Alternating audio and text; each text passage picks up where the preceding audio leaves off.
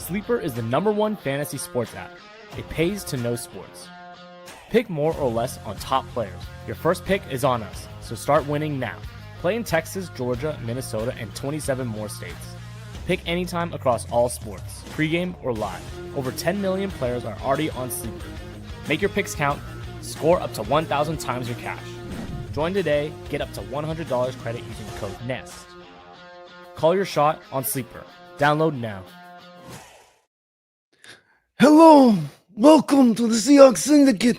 I've got my friends here. I'm kidding. Hello and welcome to the Seahawks Syndicate. My name is Brandon Cain, of course, leading the way through today. But we've got our folks back in the house for the second edition of the Seahawks Syndicate coming at you once a month, final Wednesday of every month. We got Dan in here from Seahawks Forever, Bryce Coutts from Hawks Eye, of course, Mookie Alexander here, holding it down from the publication side, giving us a nice era of legitimacy, gentlemen, not just some dudes with microphones. We actually are publication, new age publication at that. But it's good to see you guys. How's everybody doing today? Good. You've been working on that. How much time did you spend on that impersonation? Very long time. Yeah, I like it. It's about the eyebrows. Why? I'm terrible at accents. Why is my team not 3-0? I ask you this. I got to be honest though, Brandon, when you started that voice, it made me legitimately think of the movie Zootopia and the little mouse that's the mob king in that one. Yeah. And that literally is that's what I was popping my head into right as you were doing that. Was fantastic. I thought I missed a text and we were all supposed to talk like that for 2 hours. I was gonna lean into it. Danny V, give me something. Gonna doing the Seahawks Sopranos Syndicate is what we exactly. End up doing for a couple hours. Exactly. We got to take someone out. You guys know about a guy, know about a guy. Well, gentlemen, we aren't 3-0, but we're not too shabby either at 2-1. Let's kick this off with Bryce. Let's have you start this off here, upper right here corner. I always like high level views. Gives you a good feeling for where you guys are at from a guttural stance, good, bad, or feeling high. Where are you at with this team here through 3 games and your standing of things and your outlook of things? For me, I think it's interesting. I'm kind of on a high right now a little bit, considering we finally saw a complete Seahawks performance for the first time in probably over a decade. Like the first game that came to mind for me after watching that Saints game and rewatching it was the 58-0 drubbing of Arizona in 2012. Like that's the first game that popped into my mind of we're talking all 3 phases. We're talking John Skelton, baby.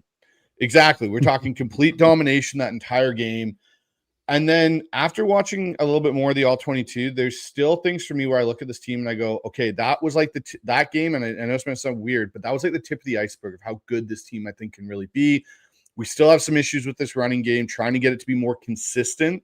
Not that we're not running the ball enough, but we're not consistently getting the yards out of it. I think that we necessarily should. And, I still think there's, some questions about getting that pass rush and getting home at the end of the day. Okay, we got to Rattler a little bit, but we haven't consistently, like we've got pressure, but we're not finishing. And when you listen to Mike McDonald talk, it's kind of the same thing, constantly that he's preaching as well. I'd say I'm happily optimistic right now, Brandon, is the way I'd put it. I've got that Buccaneers game circled of there's our next real true test. I think this Arizona game, it's divisional, so it'll be its own thing on a short week, but we want to see where we really stack up. How do we play against the Tampa Bay Buccaneers here coming in a couple weeks? Yeah, good point on that. Mookie, how about yourself on this one? Are you feeling better right now than where we were at in training camp for the upside of this team, or about the same? The reason why I'm feeling good is because of the way they beat the Saints. And no, I mean, the Saints are – I don't think the Seahawks are going to play a worse team than New Orleans, other than maybe Tennessee the rest of the season. But the good part of it is they played a really bad team, and they hammered them. This is not the Giants trip-up from last year or the countless other trip-ups we saw toward the end of the Pete Carroll era that frustrated us all. It's like, yeah, they would have some struggles here and there in the Legion of Boom era, like being 21-0 down to a winless Tampa Bay team and then coming back to win, or being down 20-3 to an eventual 2-14 Texans team, coming back to win that one in overtime.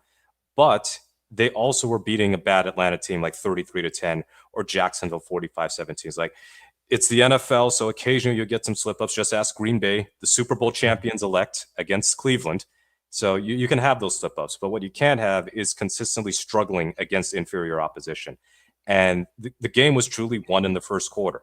So Pete Carroll must have been confused when he saw that. But yeah, the game was won in the first quarter, 21-0 in 11 minutes, 38-6 at the half. That was a old school beatdown, and it was in all three phases. The offense, without lighting it up in terms of like 400, 500 yards, was ruthlessly efficient. They scored on their first 7 drives. Now, did the short fields help? Absolutely. But hey, you got the short fields, go score. The special teams, absolutely amazing.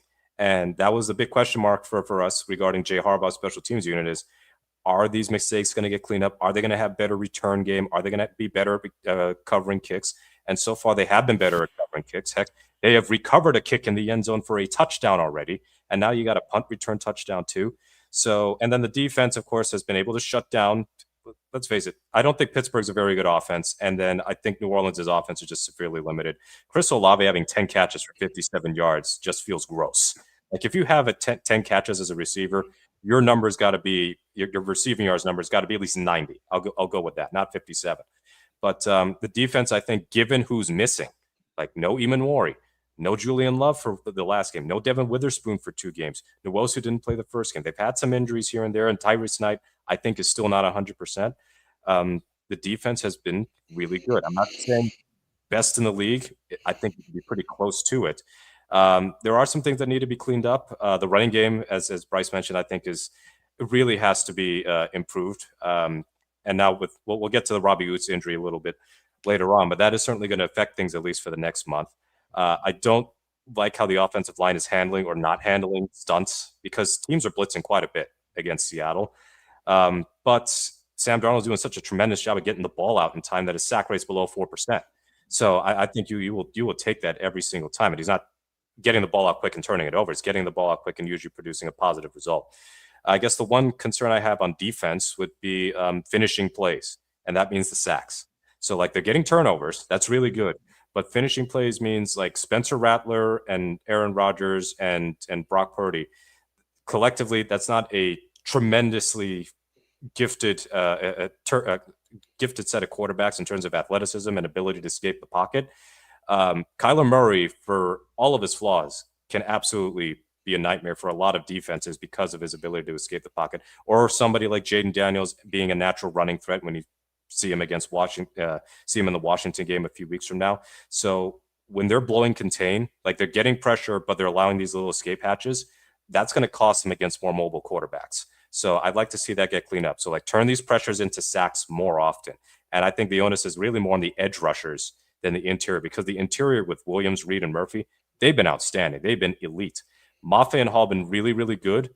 And in Hall's case, he's been getting straight tackled and drawing penalties. But I would really like to see them get some sacks. How much might you draw some of the lack of sack production? Dan, I want to get your thoughts on this too. Just to follow up to you with this Mookie, how much might you ascribe some of the lack of sack production, the fact that you're 31st, I believe, in the NFL in blitz rate right now? So you're constantly sending the 4 to the 5 and 6 if there's a chipper in there. How much can be put to that, and how much can be to they need to just finish the deal more? Yeah, they're near the bottom in blitz rate, and they're near the top in pressure rate. You know, and I just think it's eventually it's going to happen. You know, the Cardinals too are top third of the league in pressure rate, and they've only got 5 sacks. They have less than we do. They're not getting home either. I think part of it is there's a massive trend around the league right now. Everyone's going quick game. It's such a huge emphasis. It's really hard play. You just don't get guys standing back in the pocket for 3, 4, 5 seconds anymore. So you have to win quickly. We've talked a little bit about this too. It's not really the type of edge rushers the Seahawks have. They're not those really explosive, quick twitch, dynamic guys that can just flat out beat you off the edge. You know, they do it kind of in symphony and in concert with each other. I think that's going to happen. I think overall, though, just to answer your question, like I don't know how. Like I'm just incredibly positive about everything. Even week 1, as disappointing as that was, it was 3 or 4 plays that just didn't go our way, but we weren't beaten by them physically. We matched up with them physically, and that hasn't always been the case against the 49ers, right?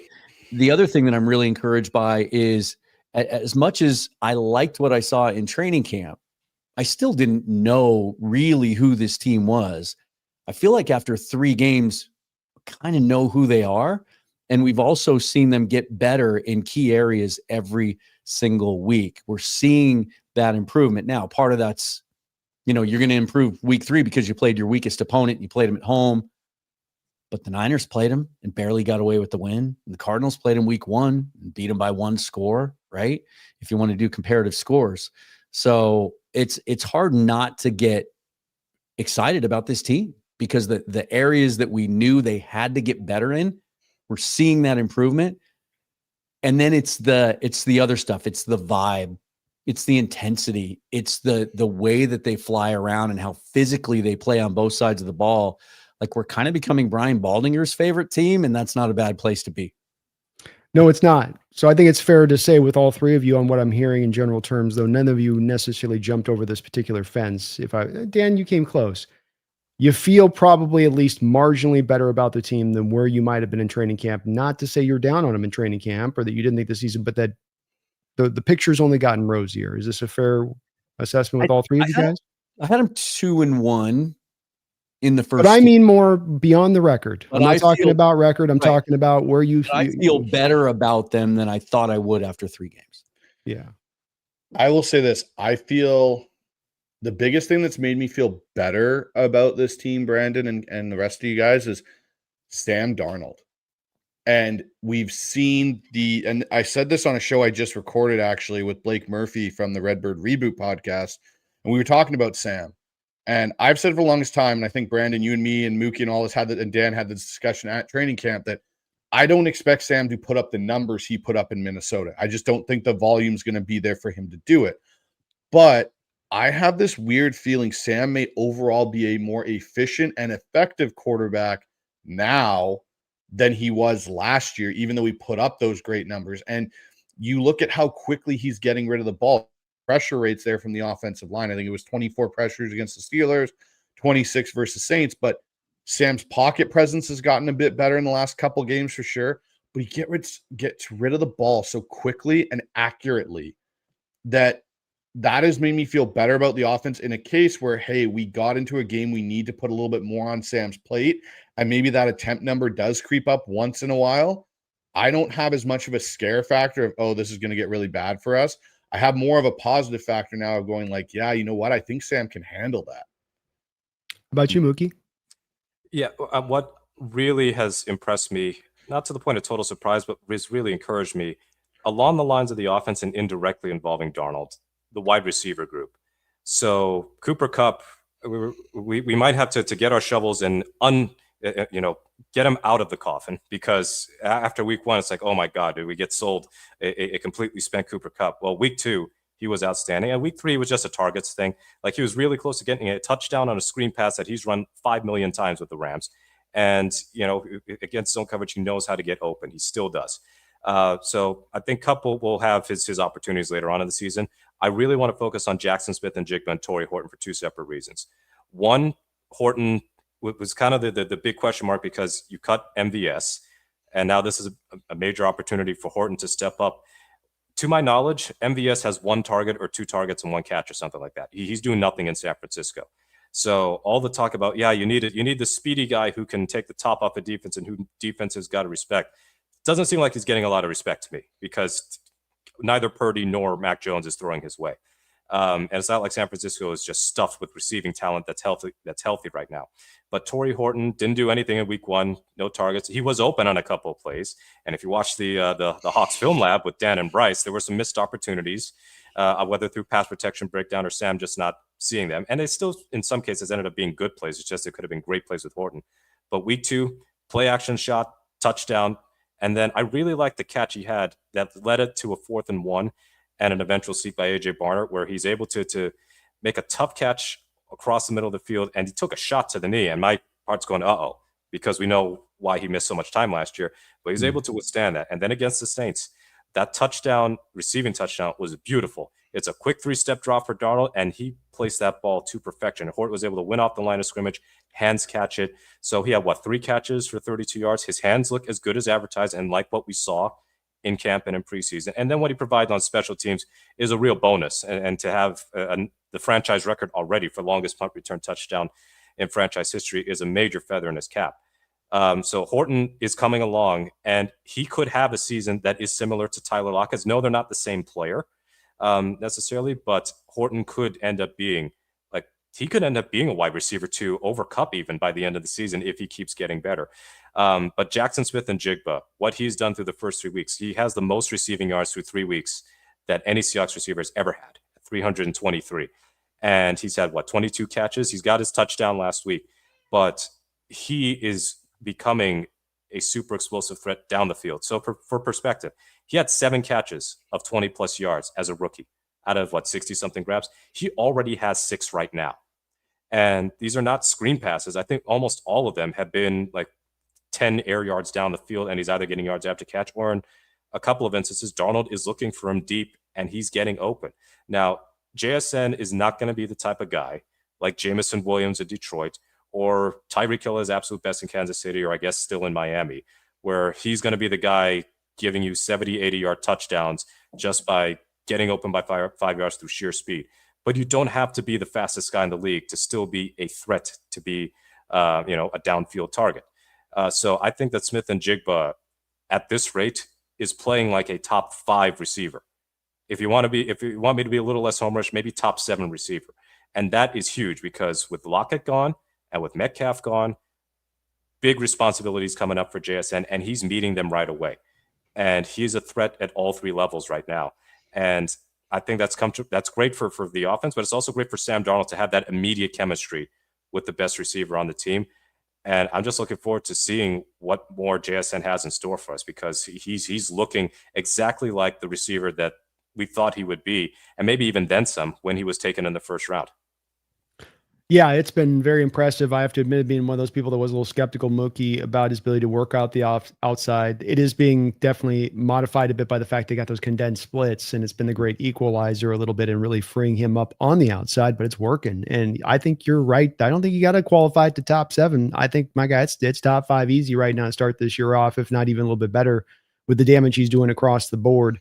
Just to touch a little bit on the Bryce point with Darnold, because I do want to dive into this with him. The number 1 rated quarterback by PFF, which I understand people don't want to give PFF any weight. I get that they're anti-PFF folks when it comes to grades, but you don't land at the number 1 overall as a quarterback in this sport just by sort of them badly grading you or poorly seeing it wrong. You got to be doing a lot of good things to get up to that spot through 3 weeks. Still a sample size. Don't expect it to be sustained. You're going to probably face some tougher defenses down the line.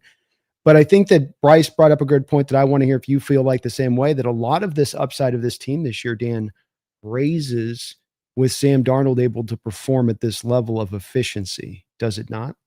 Absolutely. It's funny because, I think anyone who had experience with Sam Darnold leading up to this year would feel like, and we've talked about the Matt Hasselbeck comp before, and I think this kind of fits there too, that everything around him had to be just right for him to succeed. There's a lot of quarterbacks in the league that fit that category, but I think most people felt about that Sam was that way. But I think what we're seeing through the beginning of the season is we're still seeing some growing pains on the offensive line. We're still seeing this offense hasn't fully developed to what we think it can be. He's elevating them, as you said, to your point.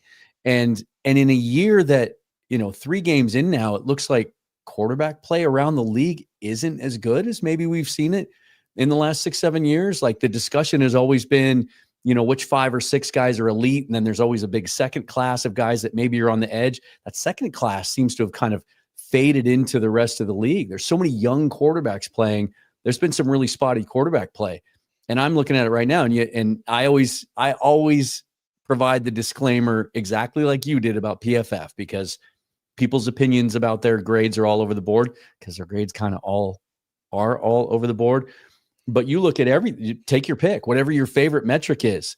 He's top 10 in everything. He's 1 on PFF. He's 8 in EPA. He's 3rd in success rate. He's 2nd in CPOE. He's 4th in turnover worthy plays. He's 8th in clean pocket success. He's 6th in non-play action. He's 6th in pressure to sack rate. His average depth of target is top 10. Every single metric, he's top 10 without the volume.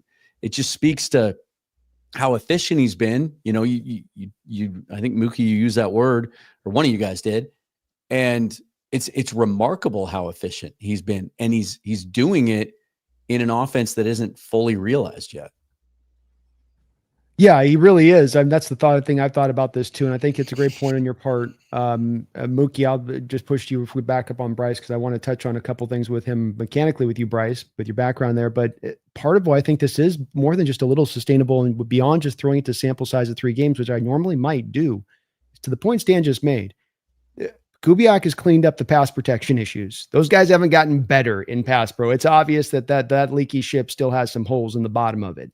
You're not running the ball anywhere near what we can qualify as being consistent. There's a lot here leading into a quarterback not playing particularly good, but we're seeing you're giving him this year. We didn't have with Grubb. We didn't have with Waldron because other things existed, Mookie, under the prior regimes, offensively wise. So we have an offensive play caller who knows what he's doing and how to put players in position for success rather than failure. Would you see it as kind of the similar sort of fashion or push back up against that? I think that so far, other than week 1 and the bizarre refusal to do any play action, Shotgun City. I'm just going to assume he got some now. Yeah, like the grub virus or something, some new undiscovered virus that they flushed out of his system with some antibiotics. But basically, the last 2 weeks have been pretty much what I thought we would see in terms of Kubiak's play calling and the passing game. And it's leaning into Darnold's strengths. Darnold likes to throw it all over the field. He likes to be aggressive with pushing the ball down the field. And the fact that it's happening, even with all the question marks, like who's your deep threat on this team? Well, JSN is proving that he can be a deep threat on the team. We know Torrey Horton will be. Cooper Kupp, less so, but they're still hitting explosives down the field to AJ Barner. So you can scheme. A good offensive coordinator can scheme damn near anybody open for a 20-plus yard play. So I think that with Kubiak and just the familiarity with Darnold, even going back to their days in San Francisco, he knows what Darnold is and what Darnold isn't. And what I think is encouraging regarding Darnold is his ability to improvise when the play breaks down. So like we know with all the years of Russell Wilson, phenomenal improviser in his prime. Like he can turn the anti-blocking offensive line into a touchdown because he was able to spin out of pressure, scramble. Sometimes he would improvise after blowing up the play that was actually working, but it still was something that thrilled everybody. Gino, not as good as Russ at improvising, but he could still provide us some of those highlights. But with Darnold, I think that's one thing that has impressed me is his ability to make something out of nothing. So like the Steelers game, I believe it was 3rd and 1. He's under heavy pressure, and he's able to flip it out to Barner. And that might have been the play before the big Smith and Jigba catch that kind of helped seal the game. And then opening drive of the Saints game, Brian Bresee, unblocked. Somebody blew the protection. Somebody blew their assignment. And he's able to escape, scramble, find Jackson Smith and Jigba. And the scramble drill stuff, I think, is extremely important to just have that communication and that ability to be in sync with your quarterback, because we know that Baldwin and Russ, incredible. Lockett with everybody, incredible at the scramble drill. But with Smith and Jigba, we're also starting to see him really get going as a scramble drill option, like that safety blanket for Sam Darnold. So I'm the one thing I would say with Darnold, and this was a thing that I noted last year when he was in Minnesota, he did not have to play from behind significant deficits very often with the Vikings. And the Vikings had a tremendous defense, and the Vikings offense was very good. So they weren't in must-pass situations very frequently. It's only the last couple of weeks of the season where they got blown out by Detroit and blown out by the Rams that things kind of went off the rails.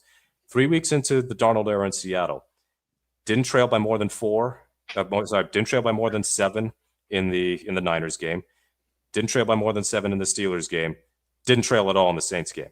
At some point, even the absolute best teams like the Eagles are down 19 last week. They come back to beat the Rams to the delight of Seahawks fans everywhere. Seattle is going to have one of those games where they're down 14 out of the gate, or they're down 17 points at some stage of the game. And I think that's an area of Darnold's game I'd like to see more of. It's not like, I'm not going, boy, I can't wait for this team to be down 17. It's more like it's an inevitability because it happens to every single NFL team. It's a curiosity as to what happens with him and what happens with Kubiak as a play caller when they are in must-pass situations and are kind of having to throw out their game plan. Because if he can be effective there, I think you got a pretty complete quarterback. I mean, he's not the most mobile, but he can move. He can run. He's not an elite running quarterback, but he just has to be not a statue, not Phillip Rivers, essentially. He's got the arm. His accuracy has been really good at all three levels, and his decision making, I think, bar a few passes here and there, has been really, really good. So there'll be tougher defenses to play, for sure, including I think Arizona tomorrow night. Certainly Tampa Bay could be a tough defense, and Houston, as bad as they've been on offense, I think is still a very, very good defense. So there are going to be some hiccups, I think, for Darnold, but as a whole, I believe, and I said this yesterday, I said it Sunday, he is baseline a good quarterback. And if baseline good is if that's your floor, then I think Darnold's ceiling can be kind of that tier 1 or tier 2 quarterback that you would see in the Athletic, when they do those rankings. So for Seattle to have a higher ceiling, he has to play like at least a tier 2 quarterback, or else they have no shot. I think so far, from what we've seen, he's played at least like a tier 2 quarterback. Yeah, it would have to be for me on that side, because though they haven't played from behind, your point, which is a valid one, I'm going to be interested to see what happens when they do get in those situations. You have been living in a lot of third and longs. Yeah, you have been missing that running game. You have been having a pass protection that best case could maybe be described as middle of the road. And I think it's only partially middle of the road just because he's getting the ball out of his hands so quickly. But that will be the thing to kind of monitor on that side of it as we go through this year, because it will eventually happen. When it comes to watching him mechanically look so clean in training camp as we did, Bryce, and that's carried over, you see the ball rolling to the left. And I'll tell you about the mobility side of it, not to take a shot at your man, Matt, Dan, but Matt's not getting out of Brian Bresci's hands there. Okay. No, that's the one difference between them. Sure. Yeah. He's not, nor the Pittsburgh one the prior week that Mookie brought up either. Right. He's going down on both those ones in a heat, but Matt had good things he brought too. I don't want to shade Matt, but just kind of highlight a little bit of Darnold. So you see him on that throw. To me, that's an underrated throw as much, Bryce, because of the ball placement and where you're putting that, as much as it's hard to throw rolling to your left like that. I know it's not a big throw down the field, but he's making these kind of throws. To me, it's a Cooper Kupp on a third down where he's putting it away from the leverage of the safety onto the back shoulder. There's a lot of extra little detail things I'm seeing within how he's playing the position live in the game that aren't necessarily statistically tracked, though, as Dan mentioned, there's a lot of great stuff you can track off the back of what he's done. You seeing some of that similar stuff, and maybe if you can build upon that a little bit on some of the things maybe you're seeing detail wise from his performance. So so we'll start with just in the pocket. The one thing that I've noticed with Sam is he's feeling, compared to last year with Minnesota this year, I feel like he has a better understanding of where teams are going to want to pressure him. And it goes back to something that Jordan Palmer, who's his quarterback coach, talked about on 710 about how they work in the offseason. And what he'll work with Sam on is, okay, these are the movements you used in the pocket to escape pressure. These are what we're going to focus on, because this is how teams are going to attack you. And so you can see now in that Pittsburgh situation or that New Orleans situation this past weekend, how quick and efficiently he moves and gets out and goes. There's no wasted movement at all in there. It's all understanding of where I'm in that area, and I can get out and I know where my escape is to get out and go. And then his eyes immediately get downfield. And that's the thing I think Sam's done a better job of, is not where is the deep play downfield, where is the most efficient play downfield for me to make. And that's something where you talk about, hanging onto the ball and things like that. Like even when you're out on the move, sometimes quarterbacks will hang onto that ball a little bit longer than they should, instead of just getting the ball to the most efficient spot. And that's where you're seeing that with Sam now. It's not much of the young quarterback we saw with the Jets and with, the Carolina Panthers, where I got to hit that big play. I want that big play. It's more of, I'm going to take the play that's just available to me and we'll go to the next play right away. When he's moving to his left, though, the thing that stands out to me the most, and something, Brandon, I think you and me talked about at training camp, was look at his front shoulder. It's actually not at Jackson Smith and Jigba in any of those throws.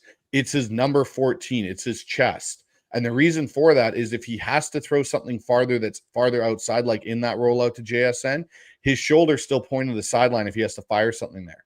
But he's not limiting himself by trying to point his front shoulder down at JSN and missing something that could be outside. He's leaving himself open to options. And that's an evolving part of his game as a passer on the move. The biggest thing I've noticed for the quick game, though, to get that ball out of his hands so quick when he's in the gun and when he's under center, how his feet are set up.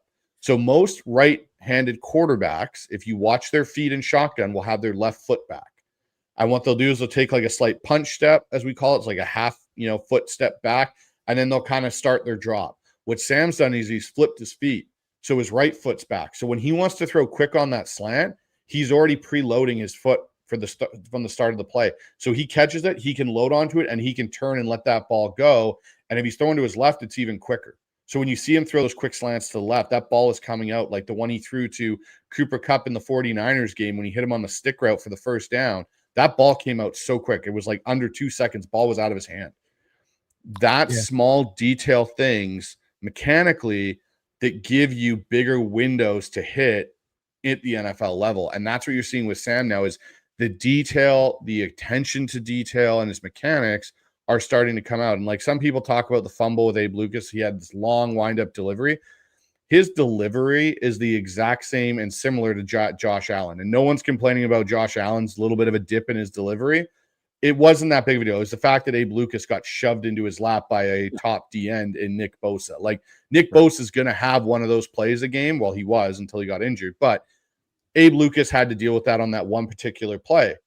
The one thing I'll tell you guys to watch, though, is Sam's ball, and it comes in the Torrey Horton one's a good example of it. If you get the end zone view of it from, I think they're all access, like the cinematic view, Sam throws that ball with such velocity that it's spinning tight, but it's actually shaking because of how much spin rate he gets on that football, which is something for a quarterback when you're talking about playing in the rain and you're talking about playing in bad weather conditions where the wind in Lumen can get kind of to be a bit of an issue. That makes a difference because that ball will cut through there. And that's what we saw last year when he threw that ball to to Justin Jefferson that beat us when he was here in that rain wind. His ball had no issue traveling in that weather. So that's just a small little thing about Sam Darnold that amazes me, is watching his ball like basically vibrate down the field in a tight spiral. Some good points there, Bryce. So many things that I think lead you on him as we get into the depth of the season to believe that this is going to also get better with him. You mentioned one point with the weather, as the weather gets bad and he goes up against a quarterback with maybe baby hands, little tiny little baby hands that can't hold on a ball in the wet weather. But then also more comfortable with the offense, more comfortable with the personnel around him. Kubiak, more comfortable in what he's doing. I mean, I know it's a little bit of bias because we're all Seahawks fans here and want to see them be better as the year goes along, but I think that this is also not empty hope here, in that this should align to him being even a better version. Granted, the defenses are going to get tougher too, so there's a little bit of a trade-off here, but I do think that's some good points along where I think this is sustainable in what he is doing. Dan, all three of you, I believe, brought up the worry and the issue, which I think is a valid one, being the run game woes on the offensive side of the ball as we stay on this side of the ball. So it's much like I would point to a little bit with a prior point I was making a little bit on some of the success rate you're having.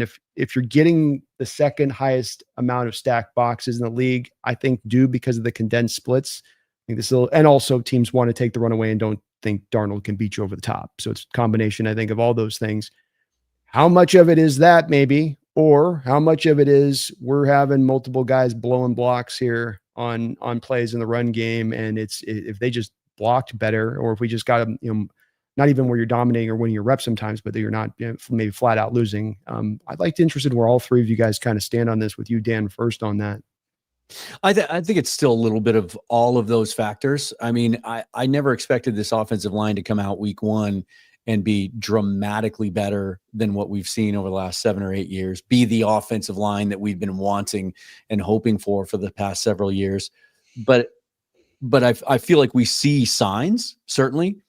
And there's still question marks. As much as I spent the entire offseason defending their process and approach to the offensive line this offseason as being the proper one, against people that just wanted to go out and sign all the free agents and bring everybody in from outside and flush them all out and start all over again, which, side note, let's go take a look around at some of the performances and even playing time in some cases of some of those guys everybody wanted in the offseason. It's not great. It's not a great list, right? It's still, I'm objective enough to understand that, we're probably still hunting for a guard next year in the draft, right? That like Anthony Bradford's better than we're used to seeing him, but he's still having a bad rep every third or fourth rep. We love what we see from Gray Zabel. The numbers and the grades seem to back that up. We love the athletic upside from Jalen Sundell. Sometimes, though, still worry about the anchor. He still gets pushed around a little bit. But to your point, we're also seeing teams stack the box because of the condensed splits. We saw a New Orleans Saints team in particular that looked like a 1988 defense where they were playing, not just a bare front, but a legit 5-man defensive line with their biggest bodies up there. I haven't seen a team do that in a long time. It just isn't, we don't see it in the modern NFL. But what encouraged me still is against Pittsburgh. And they, even though they were missing Derek Harmon in that game, I mean, they had some dudes, right? And they've got a scheme and they got a coach and they've got a history. We were able to get to some explosives and we were able to mix in, the concern is still that the stuffed runs and the no gain runs is, I think through 3 games, it's pretty much the same as we've seen the last couple of years. So the floor kind of seems like it's about the same, but I still feel like the ceiling's better. We saw a little bit of that in Pittsburgh. And then what really encouraged me this Sunday is there was nothing going in the first half. They were running into a brick wall. There was nothing in the run game, but it seemed like they were probably challenged at halftime to come out and be better. And just how hard they attacked it in the second half, how hard Kenneth Walker ran and how much they stayed committed to it. And it did feel like, that we didn't get the explosives we got the week before, but we were getting the 3 and the 4 yard runs. Even those 2 touchdown runs were incredible efforts from Kenneth Walker. I think we're seeing the effort and we're seeing the commitment to it. And I think at some point that's going to start to get better because of our previous conversation. The longer Sam Darnold continues to play this way, at some point defenses are going to have to try to adjust. And especially if they start to get even more of those explosives down the field. We haven't even mentioned Elijah Arroyo. I think he's going to be a factor at some point. And then that'll come. It'll all work together. I'm encouraged by the process. It's a little more baby steps than I wanted it to be, but I'm greedy. So give me the 51 to 49% on this then. Is it 51 the box being stacked, or is it 51 that the personnel is not getting the job done? I think it's tough because if you're committed to the wide zone, you need athletic guys. And a lot of guys coming out of college these days that are athletic, they're playing in air raid systems and spread systems. They're not people movers. So, the great offensive lines in this league can do both. We don't have 5 guys that can do both right now. And so I think we're having to get by with the best we can. But I still think there's more untapped potential we haven't got to yet. But maybe more on the moderate side than the major side as far as that improvement goes for them. You said it yourself. You said they look like middle of the pack. Didn't we all say at the beginning of the season, we'll take that? Like, let's just get there first. As well, I think they're, but that's where they look like middle of the pack because of some of the things. But I kind of thought it this way, but I'd also hoped, I think, like you said, the baby steps that I'd hope for maybe one big step in the baby steps, 2 baby steps and then 1 big major one. But that also, in the way you're kind of talking about this, and I think it's realistic. I don't think it's out of pocket that, that there will be maybe marginal improvement we could hope to expect when it comes to just the running game specifically on this one. And that we're probably going to be uphill a little bit on this week in and week out a bit, just because the consistency is not there right now. And the box is still going to get stacked. Maybe once you pull extra guys out, because I thought the Steelers game was pretty extreme too, with the amount of bodies they were putting down there. It wasn't quite what the Saints were doing, but they were also committing pretty heavily to trying to make sure that they dissuading you from running the ball. Let's just call it that. And also one more thing, I'm just sick and twisted this way, but like, we don't know if Anthony Bradford's going to play tomorrow. Like, he didn't practice, he wasn't estimated to practice Monday and Tuesday, and he was limited yesterday. He's questionable for the game. If he can't go, then we're going to see Olu Oluwatimi at center and Jalen Sundell slide over to right guard. And part of me kind of wants to see what that looks like. That'll be interesting to see how that could go. I'm not sure if I want to see it on Thursday Night Football. I mean, give me that against a Saints-like team, and I'm on board with you. Later in the year, maybe Tennessee. I don't know. Maybe feel better. Not with Arizona. Not Thursday night. I can't do it on Thursday night. Even with Bradford, where he is. How about you, Mookie? Where are you at on that line? How does it drift for you? I lean toward it being just the players are not executing very well. Bradford's strength is supposedly his run blocking, and I feel like he has been culpable in a few of those whiffs and then some of the plays breaking down. And Zabel has taken his lumps too. I mean, there was that one play, I think, in the New Orleans game. It might have even been, no, it wasn't the play that Coutts got injured on, but one where Zabel just was a total ole, and it led to a loss in the backfield. So we want to talk about the stacked boxes. I'm just pulling this up from my Next Gen Stats account here. Kenneth Walker, 3rd, and hold on. Yeah, it's the stacked box rate, and I just had to resort the table. There we go. Among running backs, stacked box percentage, Zach Charbonnet, 2nd in the NFL. 40.7% of the time he's carried the ball, and of course he didn't play last week. Doing it in a stacked box, and the first is Bill Krosky Merritt for Washington, and then Kenneth Walker, 5th. So you got there are 5 of the 5 running backs who are seeing stacked boxes at the highest clip through 3 weeks. 2 of them reside in Seattle. And that's not a thing you want to see. I don't think they're equipped to really deal with that yet. So they're just going to have to find a way to either beat the stack boxes or get into more favorable run looks where, okay, if it's a 6-man front, it's a lighter box, then just spam the run plays and let Walker and Charbonnet or George Holani even make a play. It's kind of a bummer, incidentally, Jacardier Wright got injured so quickly. Yeah. Because, it's hard to tell how he got injured, but it kind of looked non-contact in that he took a bad step as he slipped on his last carry, and now he's gone for a bit. But the running game really is got some work to do. I feel like they're actually doing a little bit better on inside stuff than outside stuff. But I don't really have the stats to support that. At least for Walker, he's doing a little bit statistically better, but marginally in terms of expected points added through his inside the tackles versus outside the tackles. So the toss plays for sure have got to be fixed. And I mean the wide tosses. Like when Walker scored on that touchdown, it's a short shotgun toss. One of my favorite plays to run in old school Madden. As long as I can motion the back and I know I got man coverage, I'm going to do the short toss and I'm going to get easy yards that way. But like the longer developing outside tosses are, staple of this kind of scheme. They've not been really able to work it out thus far, but there's still time. The season is young. Would you rather they struggle now and then peak later, or look amazing now and then other teams make adjustments and then suddenly you can't run the ball late in the season? So I think I'm willing to give that time. Be interesting if Bradford doesn't play tomorrow and what happens with Sundell and moving out to right guard. And bigger picture, this is the last week before Christian Haynes can come off IR.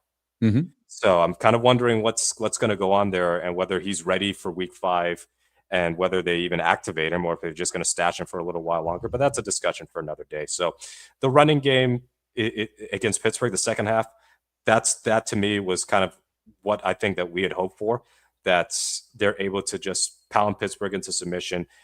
It doesn't have to be 50, 60-yard plays. It can be a 20-yard run. It can be an 8-yard run here or a 10-yard run there.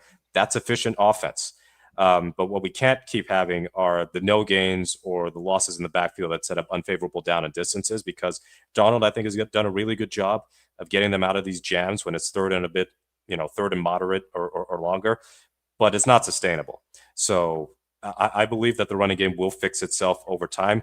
Doesn't mean it's going to be an elite rushing attack. Not saying it's going to be top 3 or top 5, but if we can take 12th through 15th, then I believe that, again, it's going to improve the offense substantially. Yeah, I think that it will definitely get a little bit better, but I think you stack boxes. Bryce, I'll be interested in your thoughts on this. I just think that there's only so far you're going to go against the stack boxes, and any NFL team is going to get that kind of level of commitment to it. And then really where it comes back down to is just don't be the guy pushing the boulder up the hill, be pushing the boulder down the hill. And what I mean by that is that, hey, let the big dog hunt with Darnold, right? Let him take out that Bertha Onewood and let Jackson get one-on-one up and don't care who's out there, and let's go. Am I thinking the right way on this, Bryce? Or no, just keep pounding away and eventually it'll improve with time. Eventually you rep it out. Eventually you get better in that way. And that's the proper way to go here. So there's a couple things I've noticed with my, coach eye and watching the all-22. One, a big problem with us running those outside tosses, to Mookie's point, our tight ends have failed on their blocks a lot of the time. Barner, Arroyo, they've really struggled to be able to get that edge, because a lot of what you're doing with that zone blocking is usually the side you're going to, your tackle and tight end that's in line are really working that edge, and you're trying to turn that end and let that tight end climb to the flowing backers. Well, more times than not, we kind of get stuck in that situation where now they've even tried basically pin pull, where they're pulling their tackle and the tight end's trying to seal down. And Barner struggled with it. Arroyo, we know, is not a great blocker. Like when Saubert's in there, it's okay, but it's still not great. And that's why you've seen this more. And, a lot of people think it's gap run. It's really inside zone. And what they're doing with it is they're basically telling, if it's Charbonnet or if it's Walker, and it's been Walker as of late, hey, if we're running in zone right, your aim point is the outside hip of our guard. If it collapses, you bounce. If that end shoots the B gap, you're now bouncing it outside. And if you have a cutback lane, you're hitting that cutback and going back towards like the almost the one hole on if they were going to the right, the one hole on the other side, the left side of the center. That's where you've had more success with Walker, is you've allowed him to basically read that and then plant his foot and go. And he's done a much better job this year of doing it. Now, what is bothering me is the lack of boot action in the passing game on the play action side of things. We've seen it a little bit, but when you're playing against, to your point, Brandon, these stacked boxes, the way you start to get them to expand and get out of it is kill them with the boot action and run your tight end underneath or Cooper Kupp underneath on like what I would call a zip right into the flat. And we haven't seen any of that. You think about how many times Sean McVay and Kyle Shanahan have killed us with that as Seahawk fans where, okay, we've stacked the box. We're going to take away this run. And all of a sudden Stafford fakes it or Goff fakes it, boots out, and Cooper Kupp's running underneath that end and they dump it in the flat and it goes for 20 yards. When you run that kind of complementary play off of it, it makes ends now, hey, we got to keep the outside because Sam could keep it and come outside on that boot action. Linebackers aren't so quick to fill inside. They kind of have to take that check and wait step. Does Sam have that ball? Is he booting out? Is Arroyo coming back across or AJ Barner coming back across like on a split zone look? And now you're getting them to freeze. And now your O-line that's still learning the system can get their blocks and maintain them that second longer. And now you're getting 4 or 5 yards a carry rather than your 3.2 to 3.8 a carry. And it allows you to not necessarily keep running into these stacked boxes, but it allows those stacked boxes to weaken a little bit and more gaps to appear in them than they currently are right now. Because right now, our play action game is basically straight back and it's trying to take deep shots over the top, which has worked, and that's fine. But eventually we're going to run into problems where that maybe doesn't hit that day. Now you got to have that boot action and count on your hands. We've only run boot, I think, 4 times all season. It's been pretty successful. Yeah. Yeah. Like outside of the one that was the 4th down play against the Steelers, which never should have been called. That traumatized Clint, that play. Oh, that was horrible. But then he comes back and runs boot. And what do we have? Jackson Smith and Jigba catches a touchdown because the ends are so hyper-focused on crashing to muddle up that inside of that zone. You can now get out around. And then as soon as you start doing that more frequently, those ends aren't so eager to crash. And now your tackles and guards can actually get their blocks. Bryce, I got a coaching question for you. Kind of combining what you were just talking about with what Mookie was talking about. I'm looking at that table now of the stack box numbers for running backs. And the Zach Charbonnet, Kenneth Walker numbers are basically right at 40%, right? You go down to 23rd, 24th on the list, you see Christian McCaffrey at 19%, half as much. One of the most dangerous running backs in the league, playing at a healthy clip for the first 3 games of the year. One of the only guys on that roster that stayed healthy. So basically the same similar scheme. It comes from the same DNA, same blueprint. What is it that Kyle Shanahan is presenting to teams that make them unwilling to stack the box to try and stop one of the most dynamic running backs in the league that they are willing to do against Clint Kubiak's offense, at least to this point of the season, that the Seahawks basically run the same running scheme? Well, think about the game when we played San Francisco. How often did you see Brock Purdy boot out?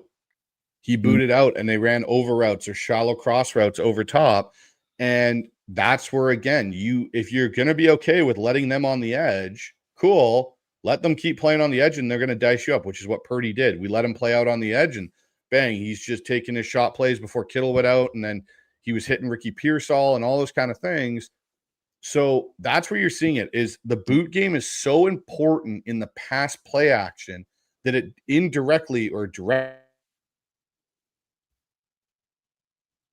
should say, affects the run game in the box, because squeeze hard and your backers are going to squeeze those gaps hard to really muddle. Like what we do on defense to the Saints. You look at how, Dan, we talked about it on our film lab, how they squeeze that inside zone so hard on Kamara and didn't let him really go anywhere.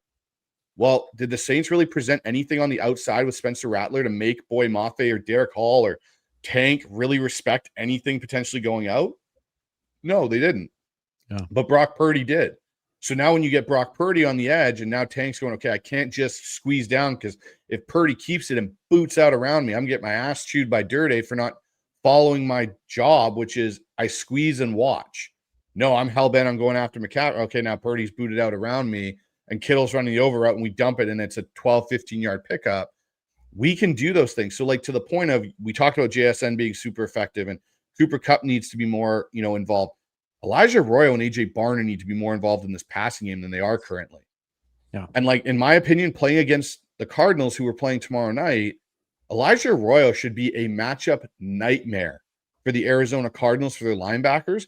And I'd be running inside zone and boot away and running Arroyo on the over route until the Cardinals prove that they can stop it. The other thing we talked about the other night too, which might alleviate some of that, is is that they haven't gotten the running backs involved in the passing game. Just 5 catches for Kenneth Walker so far, and that's it. And that's something we expected to see more of. We certainly saw Kubiak do that and lean on Kamara last year when he was healthy in New Orleans. We're not seeing that yet either. It does feel like they just haven't gotten to parts of their call sheet yet, and maybe that's because they've been so efficient. The drives they've moved down the field so easily. They've been pretty quick drives. I don't know, but it feels like we're just scratching the surface on some of that stuff that we expected to see and we were kind of promised we would see. Well, to Bryce's point on Arroyo, and it is a little bit bothersome for me on this because you did have those picks and you did have a position to be able to. I mean, we're speaking about this offensive line and getting through. Well, Bradford's a little improved, but we've got to get it. Well, you got to get by, and that you didn't go that direction, and you didn't do it with Milroe either on the pick after that, and that's okay. So now you need to have a plan for how you're using that second round pick. You don't make second round picks and just go, we'll get around you next year. It'll be like maybe a catch a game for you. And that's all we're really going to be trying to really even have you in the game plan for. And that's going to be that's not, to me, good utilization of resources, especially when there could have maybe more of a competent offensive lineman. Not even at that point. I mean, just package picks to move up to go get what this team would look like right now with the Donovan Jackson and Zabel on either side. Let's say they could have had Tate Ratledge. He went 7 and I'm not trying to play. I'm not trying to play to the hindsight here. I'm okay with Arroyo, but you got to have a plan for Arroyo. You guys, am I off my rocker on this one? No. Do I just need to be more patient, or am I right to call No. And especially when you're single high looks that we're getting so much because teams are stacking the box. Like, to me, this is, you think about what they did versus the Steelers when they got the single high look and they basically high-low them deep down the field with the deep over from Orton and the under kind of shallow cross from JSN or Cooper Kupp. I can't remember who ran it on the other side. You can still do that, but you could run boot and tell JSN you've got that skinny post and you're going behind the single high safety in Arroyo. You're running the over route right in front of him. And we're going to high-low him that way as we roll Sam to that side. And we can have, Cooper Kupp run that slash under route from the backside. And you can do things like that. But let Arroyo get involved in this offense. Like, yeah, he's not an inline blocking tight end. We saw the problem with trying to take a guy that's a receiving threat and do that with him. It was Jimmy Graham. We never utilized Jimmy Graham properly. And it almost feels like we're going down kind of the same path with Arroyo here. I know it's only 3 games into his rookie year, but the guy's a matchup nightmare. Like, have we talked about Elijah Arroyo lining up outside on a corner in the 5-yard line for a fade ball because he's bigger and more physical than a corner, or running the slant? No, we haven't. We haven't seen him being used. And we heard about the talk about, well, we can use Elijah Arroyo as an X. Like, that's part of the reason why we drafted him, was his versatility. You haven't done any of that yet. And when you're struggling in some aspects, like, yes, JSN's the focal point, and what he's done is amazing. But the rest of this passing game, as much as Sam's elevated it, it's still hyper JSN and kind of everybody else. It needs to start being like, okay, yeah, JSN had 70 yards today, but Elijah Arroyo had 4 catches for 60 yards or something along those lines. Like, get the dude involved in the offense. Yeah, it's a dispersing offense, isn't it, Mookie? This is one that's best to be working around a variety of places because people are going to take the JSN thing away. And then what's your answer if you're going to still keep trying to? Yeah, that's when it becomes a walk on eggshells moment. Like, if something happens to JSN, and we have to acknowledge, as much as, and we'll talk about it later, all these other NFC West teams are dealing with significant injuries. Maybe not the Rams as much right now, but certainly San Francisco and Arizona. Injuries can absolutely happen to Seattle that are devastating, or even short-term or long-term. And we're now at the point where, JSN was drafted to be kind of like, okay, if something happens to DK or something happens to Lockett, JSN could be one of those options. Well, now, if something happens to JSN, I don't feel as good about Cooper Kupp wide receiver 1 as I would if Cooper Kupp had a healthier knee and healthier ankles. I would still be patient with the Royal in this sense. And it's not him specifically or even Kubiak, excuse me. It's the lack of volume in the pass attempts. So I think that if Seattle can have more pass attempts, and hopefully it's not pass attempts because they're trailing, but just throwing it a little more in general, I think that gives us a larger sample size, because contextually, the first game, they hardly threw the ball because they hardly ran any plays, period. They ran under 50 plays. Second game, they did throw the ball around quite a bit. They got 33 attempts or something like that. And it was JSN and Kupp dominant. So at least there was a second actor there, because week 1 was almost all JSN. And then week 3, predominantly JSN and then Horton secondarily. But Darnold threw 18 passes. And then Drew Lock in garbage time threw 2 or 3 passes. So you're looking at 21 attempts total. So if we have a more normal game and Darnold is throwing, somewhere in the range of 30 times a game, I think just off the math, there are going to be opportunities for Arroyo to get involved, because I agree with all of you. He needs to be involved more in this offense. I think Barner is a very good all-around tight end, and Bryce and I we'll always remember that car ride on the way to dinner after Lewitt Field, where we're thinking this is a John Carlson regen. But with Elijah Arroyo, maybe he's a Jimmy Graham regen, just minus the deep basketball experience, where he can be that big X. He can also be an inline tight end who is a receiving threat. I know he's not a great blocker, but I think that his talent is too good to just shelve him and have him be like a relative non-factor in the passing game. So I think that will happen in due time. Just one thing I want to bring up, because we've been talking about the running game so much. One positive, because the running game is not always about just getting 5-6 yards at a time and getting 150 yards on the ground. There are situational aspects of this running game that I think early on are much improved from the Ryan Grubb team. Now, almost everything is improved from the Ryan Grubb team, but I want to provide some perspective through StatHead. So when you look at short yardage running, so I'm going to go with 1 to 3 yards. Doesn't matter which down it is. There have been 15 plays in which they have had about 3 yards to go, and they've run the ball. They've gotten a first down and or a touchdown 12 times. That's 80%. And that is good for 4th in the league. Same scenario, 1st, 2nd, 3rd, or 4th down, doesn't matter where, and you only got 1 to 3 yards to go. The Ryan Grubb offense, you want to know what the ranking is? Guess. Just guess, and I'll give you the answer. 32nd. 31st, 32nd. I heard a 27. 30th. 57% of the time when they had 1 to 3 yards to go, they ran 70 plays and were only able to get a first down 40 times. That's terrible. 30 of those were in the Jets game. Yeah, probably. Yes, absolutely. So to me, that is a huge stat, because some of those runs are the A.J. Barner tush push. And that's working really well. So they found something there. The short yardage running game thus far has actually been really good. It's the more neutral game script stuff that needs to be worked on. But I'm fine with having that part solved, or at least so far working, because the thing with the Grubb teams, and even maybe the last Shane Waldron team, is not the short yardage rushing game was atrocious. So some of the bad red zone stats, as much as you want to pin it on Geno primarily, and yes, he had his Bozo type interceptions, the running game was abysmal. They were like struggling to get a yard per carry in the red zone in each of the last 2 or 3 seasons. So this season, they're starting off getting red zone touchdowns to Walker. I think Walker's got 2 of them, and then Charbonnet has 1 as well, right? So they're getting some rushing touchdowns, plays where you got to finish the job. And then when it's 2nd and 1 or 3rd and 1, or even 4th and 1 or 4th and 2, they're running the ball, they're converting. Now, I admit that some of these stats are a little bit tougher to really dive deep in, because StatHead does not parse out scrambles by quarterbacks. But even if you took those out, I think they would still rank pretty high. So if the Seahawks can at least have that down pat, then the rest of the stuff is the bigger priority. I'd be more worried if nothing was working. Like the running game, they're not explosive when it's 1st and 10 or 2nd and 10, and they're in these obvious passing situations, and they're not converting in short yardage. If they're converting in short yardage, you've got something there. And yes, the Seattle shove with A.J. Barner, says Ilana in the comments section. So it's the barnyard, Mookie. It's the barnyard. Yeah. Yeah, that was Wyman. Wyman came up with that one, didn't he? Yeah, Wyman got that one. I like it. I'm putting my hand up here for a second. So I just want to throw a stat out there for you guys. So looking at Seattle's passing offense, and we're going to talk about targets here. For a team that loves supposedly with Kubiak, loves tight ends, how many targets do you think combined between Saubert, Barner, and Arroyo there are for the entire season right now? Give me a number. Like 8. 5. 10. Mookie is the closest. It's 11. 1 for Saubert, 4 for Arroyo, 6 for Barner.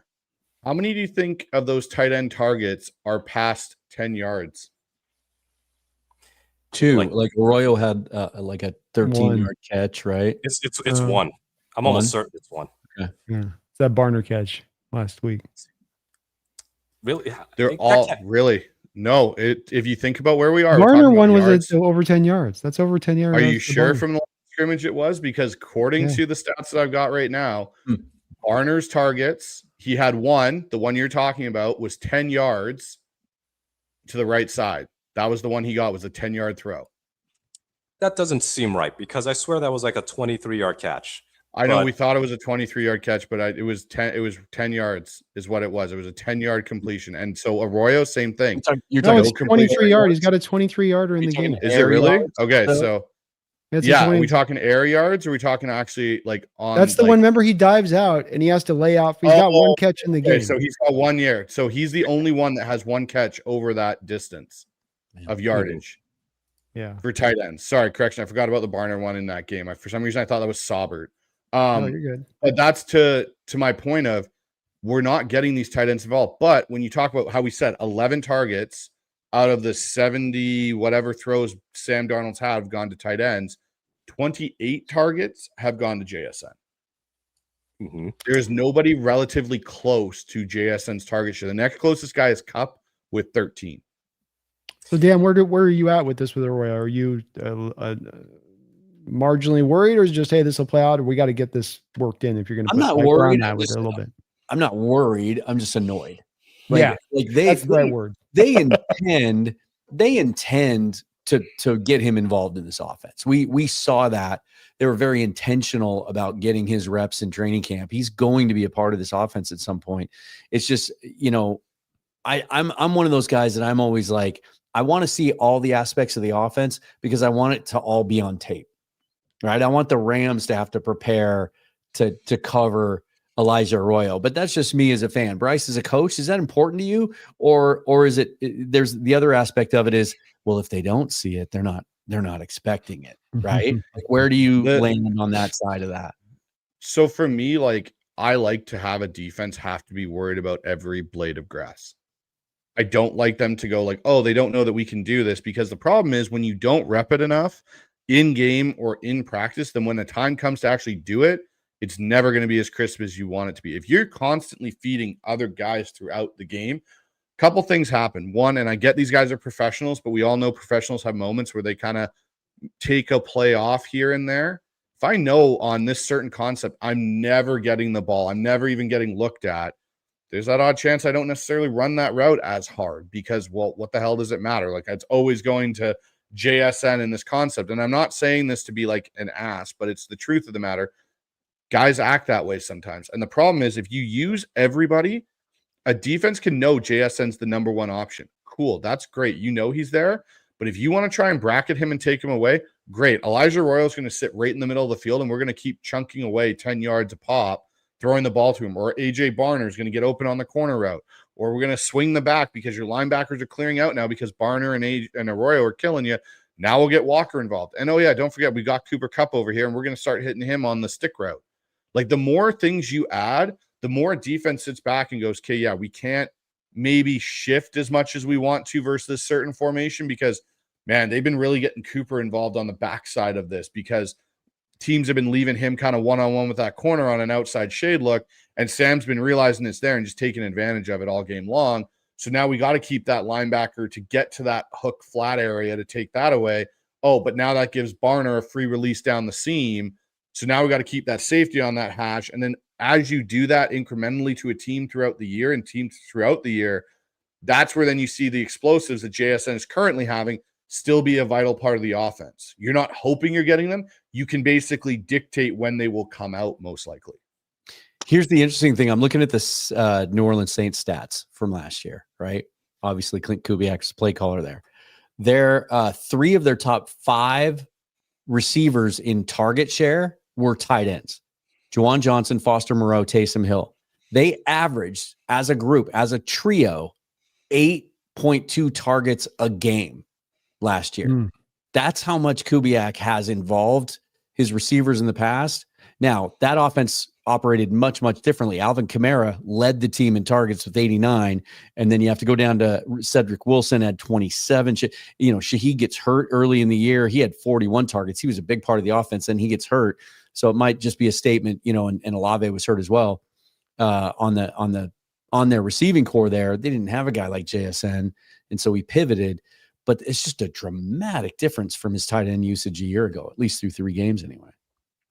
Yeah, and I do hope it's to your point. The 8 targets, you got 11 targets in total through 3 games. So something's not quite adding up in there. And again, the ability to attack that single high coverage that Bryce talked about, seam killer routes, that type of thing.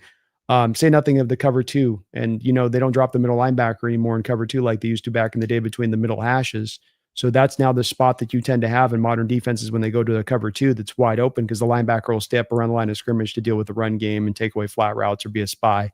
And so just all the more reason, give me a stick nod route, Bryce, just a nice stick nod right up the seam. And I feel like just at least attack a little bit there if they're going to squish the box like they are so much with him. Well, and to your point, Brandon, what did we score on in Pittsburgh with AJ Barner? We ran an under center Y stick. Like that is one of the staple West Coast offense plays. Sam takes a quick 3. Barner plays the leverage. You throw away from the backer who's not comfortable in that situation. Those are the type of things that work in this offense to allow you to start getting more things involved. And to your point, teams don't play a lot of Tampa 2 anymore, where that middle linebacker drops 15 yards and carries that seam, because most linebackers struggle with the athletic tight ends. Well, guess what? Like having an Elijah Arroyo and getting him split out, like you could come out in 12 personnel. Cool. AJ Barner and Elijah Arroyo on the field. So are JSN and Cooper Kupp. And all of a sudden you bump Elijah Arroyo into the slot. What are you going to get from that defense, especially if they're in a single high look to stop your running attack? Most personnel that we've seen has had actually 3 linebackers on the field. We've seen nickel, but teams are now playing more base versus us. Does that mean you're getting a linebacker on Elijah Arroyo? Like, how do you not take that matchup all day long? Like, that's the other thing I haven't seen a whole lot of with this offense is shifts. There's a little bit of motion, but nowhere near the other volume that we've seen with this, where you're shifting your tight ends a bunch. Like, there's a little bit here and there, but nowhere near what you can do with a guy like Elijah Arroyo, where you're like, okay, cool, we're out in 12 personnel. The other team knows, okay, we're going base. And all of a sudden, Elijah Arroyo stands up and goes, yeah, I'm just going to go trot out into the slot here, and I'm on the same side as JSN. Are you going to roll that safety at single high over top of Elijah Arroyo and let Cooper Kupp have literally one-on-one backside? Probably not. Or you flip it the other way and you move Arroyo to the other side. You're going to leave JSN, or that safety's not going to move, and you plus out that linebacker. Like, that's how you create mismatches. And that's what's kind of frustrating me is, like, you have these matchup chess pieces that are going to force a defense to do things a certain way you want them to, and you're not using it yet. And by the time you want to use it, it may not be something that's practiced enough or been something that you've been doing enough in game, not in practice, but in game, to actually have it be effective. Some good points all the way around there. A couple donations we got in here from our folks in the house here. Pork Adobo on one of you guys' side says, with a $5 donation, thank you for that, Pork. If Bradford is out and Sundell is moving over and Lou takes over at center, or is it someone else taking over right guard? Love the Syndicate thumbnail and Mookie's hair growing out. Mookie, they're digging the hair going, man. You got to let it go. So yeah, you guys kind of covered this a little bit earlier, that your belief and understanding, and I don't have any reason to believe otherwise, that if that is the case, Bradford is out, Sundell does go to right guard, and then Olu does go to center, and we better not have a center injury in this game, or we're in some trouble. Yeah, because what's your other option? Josh Jones is out. He can, and even that being said, I only mention that because he's played guard in his career, but it seems like they haven't even repped him at guard, so he's strictly a tackle for the Seahawks. So your Bryce Cable is your next option. Like, you're not going to put him in there and leave Oluwatimi on the bench. So that's the obvious move right now. So it's interesting. In Mike McDonald's press conference, somebody asked him today, could Shane Lemieux play? And he said yes. There we go. Shane Lemieux, because he's got the experience of playing in the system all of last year, the terminology and everything. I would be very interested to see if Shane Lemieux doesn't get elevated to potentially be the backup emergency guard for, say, if you need one behind Sundell, if you lose out on Bradford being able to play. That is interesting. Yeah. I would still think that the default would go, because they've just done nothing but prop up Sundell and his performance, and they've made such an intentional effort to move him around and cross train him. And, we've been told that that's the move, but the Lemieux thing's interesting. I just, we've talked about him for months, and he's a guy that I'm intrigued by. I thought it was a smart move to come in for veteran depth, but he's never been very good when he's gotten opportunities to play. Yeah. You know what? I think what we could see is Amari Kite get elevated. We didn't talk a whole lot about him in preseason, but from what we saw in preseason, I actually thought he looked all right. Yeah. And when Cross was out with the hand surgery, Kite was getting some runs with the twos while Josh Jones was playing with the starters. So they need a backup tackle, swing tackle more than they need a reserve guard, I think, at the moment, because let's say, Bradford doesn't play. You got Sundell at right guard. You got Olowitz. Well, you got two centers there. Unless they both get hurt, you're fine there. But if another guard gets hurt, then maybe you end up playing Cable Dew or Richmond, like one of the young guys ends up having to get put there in a pinch. But, questionable status with McDonald, at least the last year or so. Teams, I think, when they do the questionable tag, more often than not, it means they're going to play. I wish that the NFL would give us the probable stuff again. Did they really change it because Tom Brady always tied to it? Yeah, Did Belichick do a thing one year where everybody was probable? Tom Brady probable shoulder. Yeah, Zach Charbonnet was full participation in every day. Of course, Monday was an estimation, and he's questionable. Like and yet Anthony Bradford is limited, and he's questionable. But Emin Wari was limited full today, and he's doubtful. It just doesn't make sense. Make it make sense. Yeah, it's kind of hard to understand, but I like where you guys are at. We got maybe some options. Lemieux makes me feel a little bit more warm and fuzzy about this situation. I might be getting a little bit freaked out here because it is getting a little lean at certain spots. ZELLE, thank you for the $2 donation. Also on one of your guys' side here, says, how were we allowed to play 3 quarterbacks on Sunday? Because they were all Milroe. Yeah, 3 active. Milroe wasn't designated as the emergency like he was against the Steelers. Right. Mm-hmm. And something's got to be said about these 2 Milroe snaps being just runs to nowhere. So I'm good. I'm good with the. They're setting it up. I'm glad you brought this up. In the long game, they're setting it up for the Rams in week 12 or whatever it is. They're setting. I think what they're setting it up for is for Jaylen Milroe to throw a sick fade route to Sam Darnold on the outside. And we're about to see Sam high point the ball perfectly against their best corner for a touchdown. That's going to be the best first touchdown pass in the history of the NFL right there. Yeah. It's so lame. It just, you can tell what's coming. There's no read option possibility. He's keeping it the whole way. And you can tell it from the second that he's in the huddle pretty much with the body language. Look, with Darnold playing like he is and bringing what he is to the table, it just removes the necessity to bring this guy out for these packages at this point. If you were on the other end and we thought we were getting the Darnold that many Seahawks fans thought they were getting here, I might feel differently, but just put it on the shelf. Maybe bring it back out later on down the year. Milroe doesn't look comfortable back there. Like the game looks too fast for him right now. And it's running the read option game. It looks too fast for him right now. I just don't really see the upside in doing this at this point. Can I make my coaching point here, which is driving me nuts with this? It's a complete waste and drive killer when they do it. If you look at their history when they put him in, it completely throws the drive off. And yeah, if I'm going to put Milroe in the game right now, I'm putting him in an I formation. He's going to make the best point. Your face froze right as you were just sorry guys, but my point is he needs to be your short yardage under center quarterback, where him on that boot now scares the shit out of a team, because if he keeps it and goes around the corner, you're in trouble. And what do you try and do a lot of these times? Like right now, you got AJ Barner doing the barnyard, whatever we're calling it. I'm not sure what we're calling it, the barnyard. But Milroe in those situations makes a lot more sense than, like, to Brandon's point, you put him in shotgun.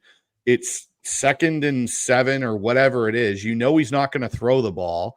They don't trust him to, and it's not even really a true read option. Like, that doesn't do anything for a team. No team's sitting there going, wow, I'm terrified of when Jaylen Milroe walks in the game. If Jaylen Milroe starts running those smaller packages in that regard, and he's booting out, and a couple times he boots it and gets around the edge, and now all of a sudden it's a 3rd and 1 turns into a 1st down and you gain 20 yards, teams are going to go, shit, when Jaylen walks in on goal line or something like that, like, we can't just crack. Like, our end has to respect him going around that. The way they've got it currently, it's like, okay, cool. Like, we're just going to play this the same way we play a Lamar Jackson or anyone like that. And he's less confident in that role than Lamar Jackson is. Yeah. He definitely feels a little nervous when he's out there rolling. How about you, Mookie? You can see it. Are you good on that? Are you good on these packages, or still just, hey, it's a good curveball, try to roll it out there? I think what we have to acknowledge, because all of us were at camp, and Dan was at way more camps than us because he got some special access for got that privileged access. Yeah. So, and Dan, behind the curtain. Yeah, you could correct me on this, but did you see Jaylen Milroe play even one snap with the starters? No, they didn't let, not a single rep. Not a single rep. And we saw them not play a single rep with the twos. Right. And then even in the preseason game he played, he got a couple of snaps with the twos, or some of them, like Bobo and Durik, and MVS was nominally a 1, but now he's elsewhere. And then everything else was just third string stuff. So to go from that to pivoting to a specialized package when you haven't done any reps with the starters, that's going to take time. So I think that maybe deeper into the season, we could see more plays eased in that Milroe's comfortable running. But situationally, I don't like the way that they used him for both snaps. Like in longer down and distance, I'd rather not see that unless it's going to be a potential pass. Because when it's just telegraphed like that, it really is wasting a play. So the second one, luckily it's a blowout, so I wasn't bothered that much. But Milroe as a short yardage option, sort of like in preseason, in the Kansas City game, able to get that sneak. He got the push for the first down. So that was, I guess, his 1 rep with the starters in a way throughout preseason. Like that to me works. Or like 3rd and 1 shotgun, or even a pistol. You can run a QB power. You can run a read option. That to me is more logical than, hey, it's 2nd and 9. It's Jaylen Milroe time. Like if he's not ready for anything beyond like a handful of plays, to me that's kind of throwing away a play and making life harder for yourself. So I wouldn't be surprised if Milroe's inactive tomorrow.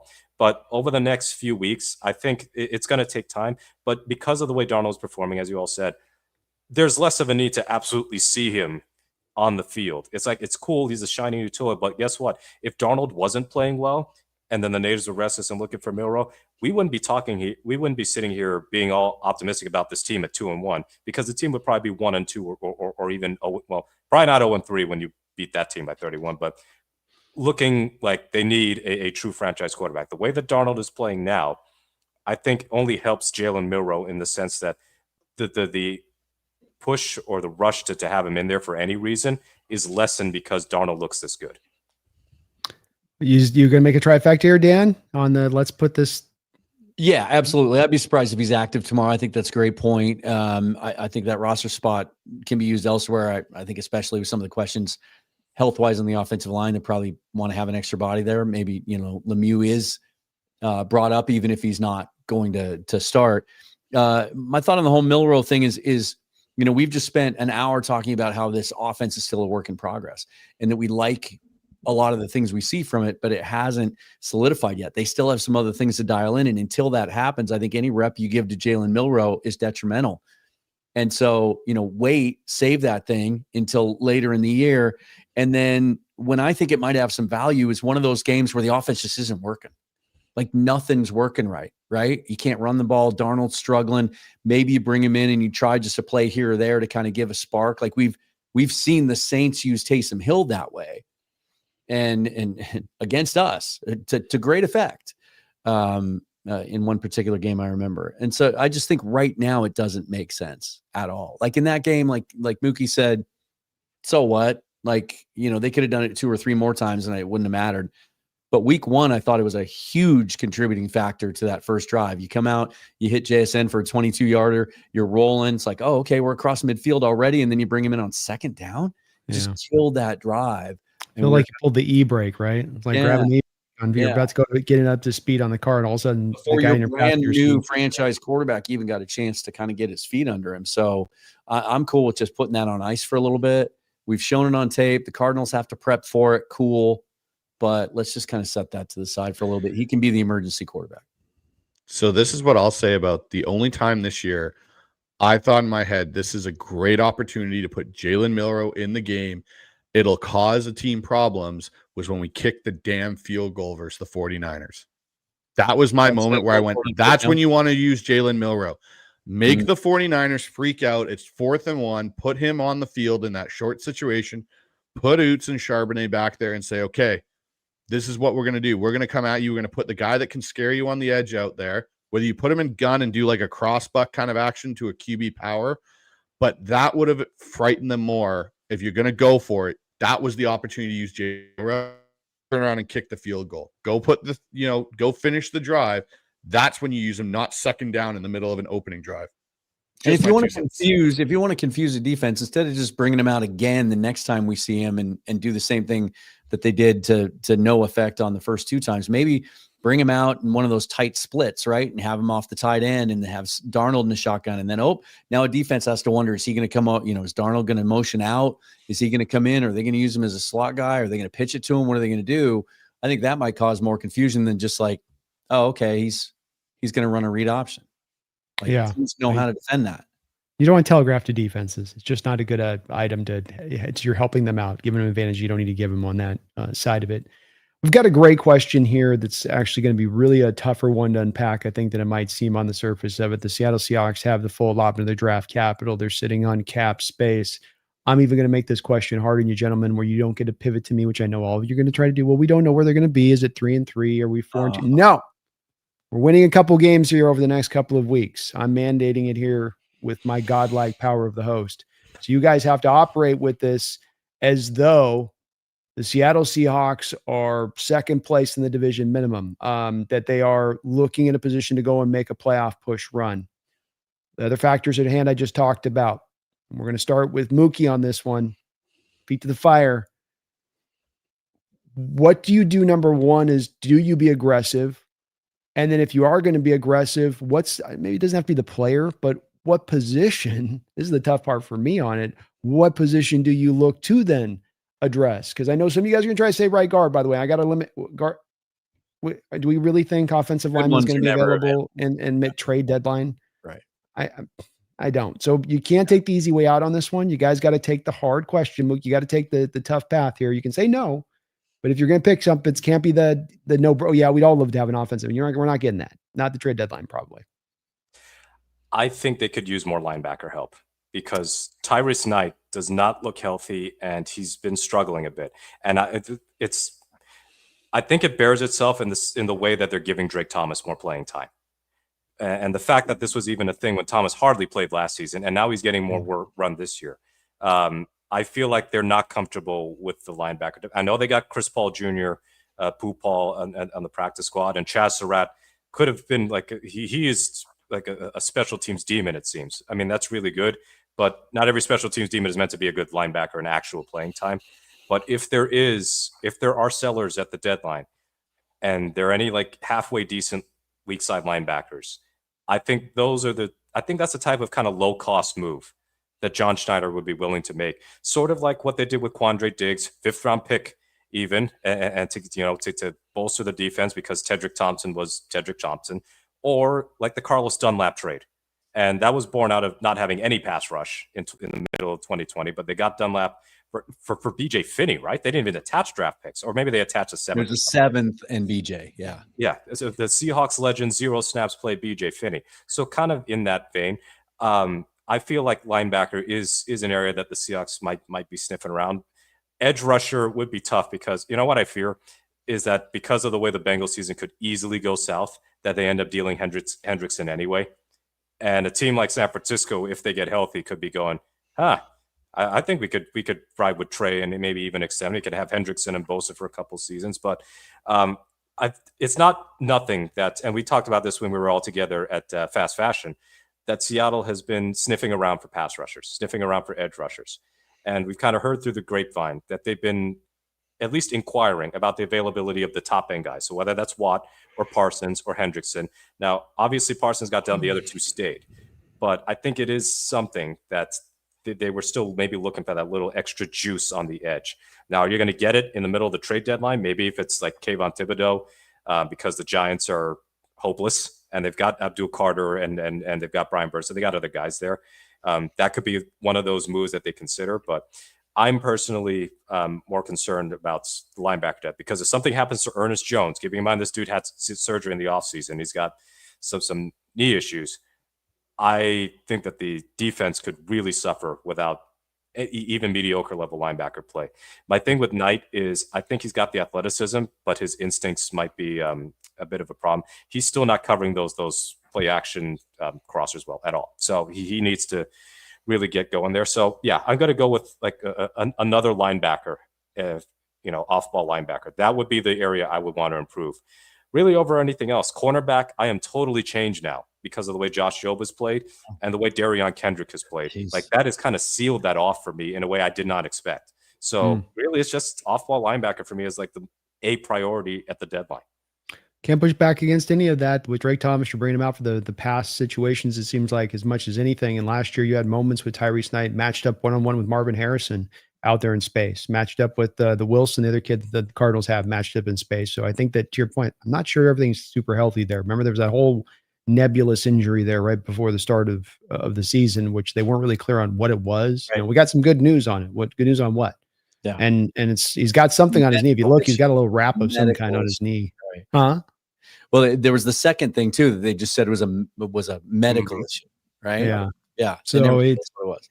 I think that's as good a thing. And like I said, yeah, Jermaine Pratt, maybe from a Raiders type team that you may go grab if they're in sort of sell mode as a will out there. How about you, Dan? You know, if the Dolphins fall way out of the race, they have a couple of linebackers. They have a couple inside linebackers. Oh, fan base is obsessed with Jordan Brooks. My goodness.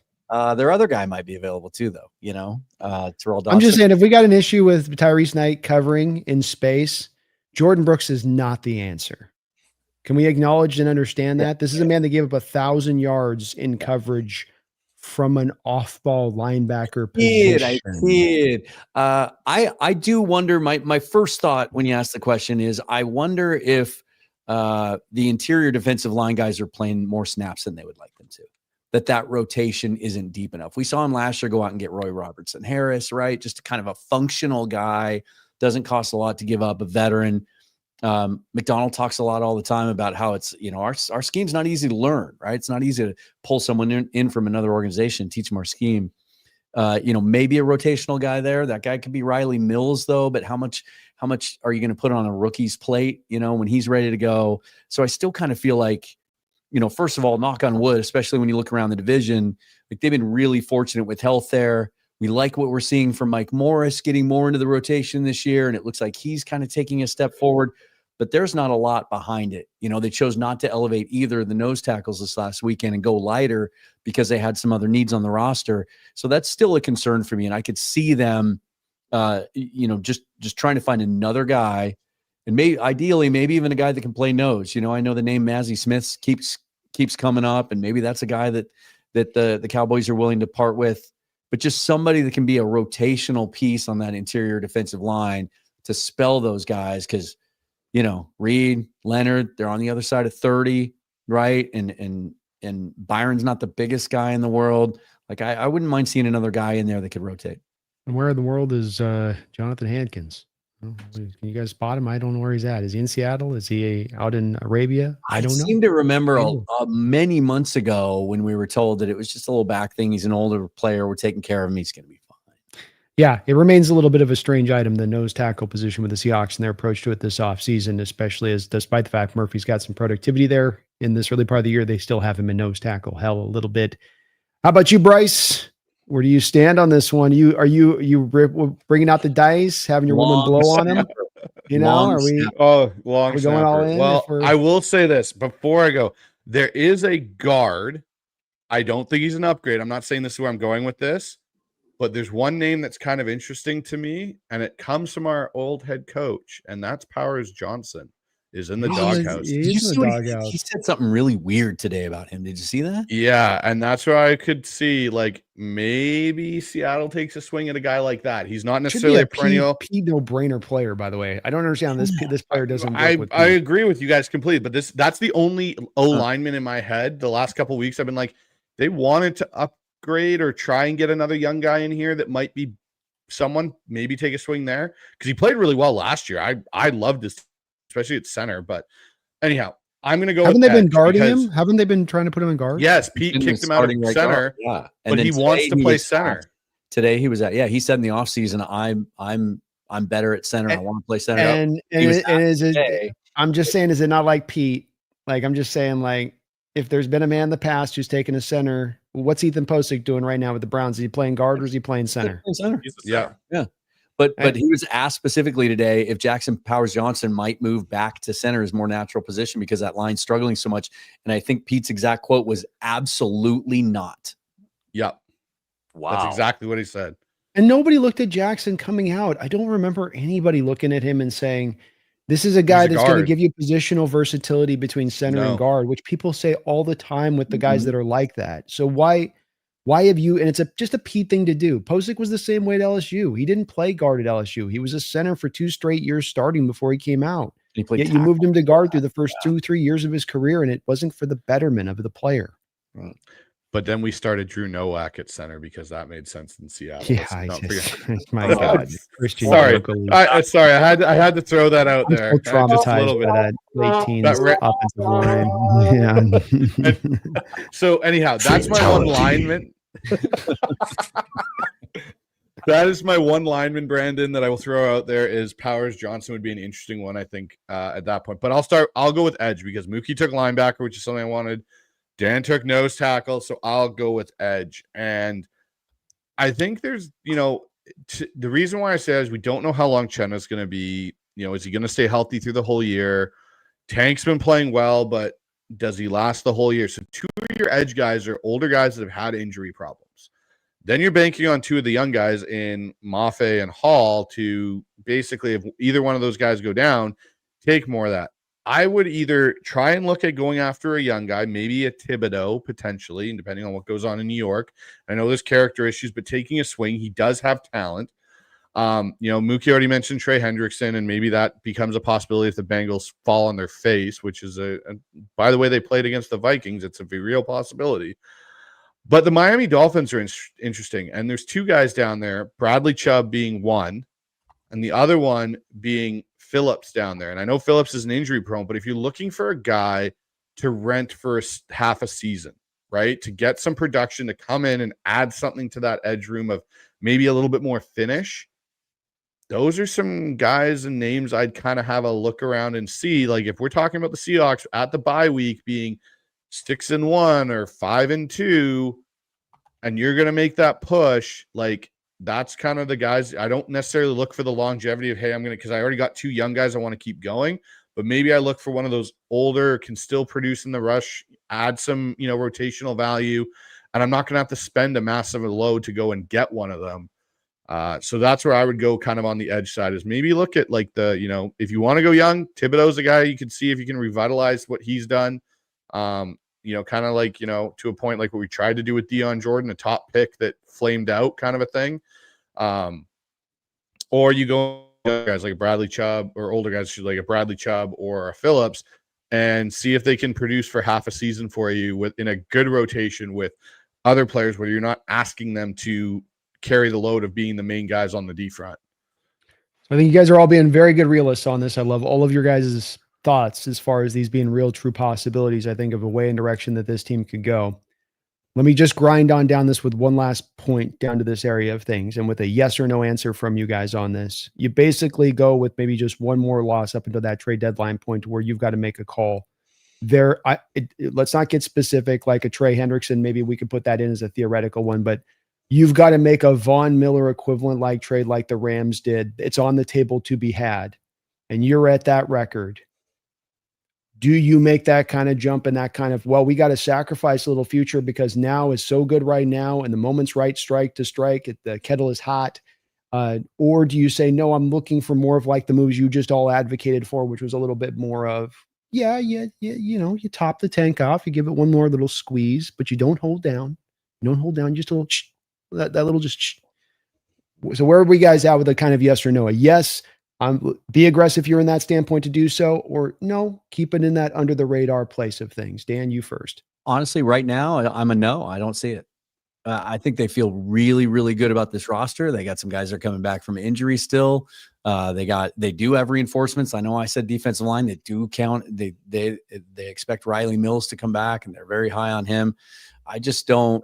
And they only have 6 draft picks next year. I know how much they value those. They've given up some of those in the last couple of years.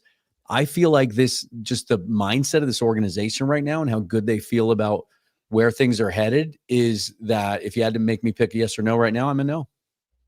Mookie? This is tougher than I think it is. Because I know. That's why I love this question. It's a tough ass question. Because I can make the case for yes in the sense of if Darnold keeps playing like this, you go, can we maximize Sam's window over the next couple of seasons? In which case, try and make that splashy move. That's going to give up a first. because we really don't tend to see that too often at the trade Yeah. deadline. Yeah, The NFL trade deadline, not nearly as interesting as an NBA or a Major League Baseball trade deadline.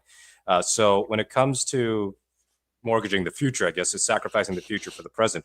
The one thing that is different about this year's team compared to when they made other, bigger trades in years past is they didn't have a whole lot of great young talent on the roster already.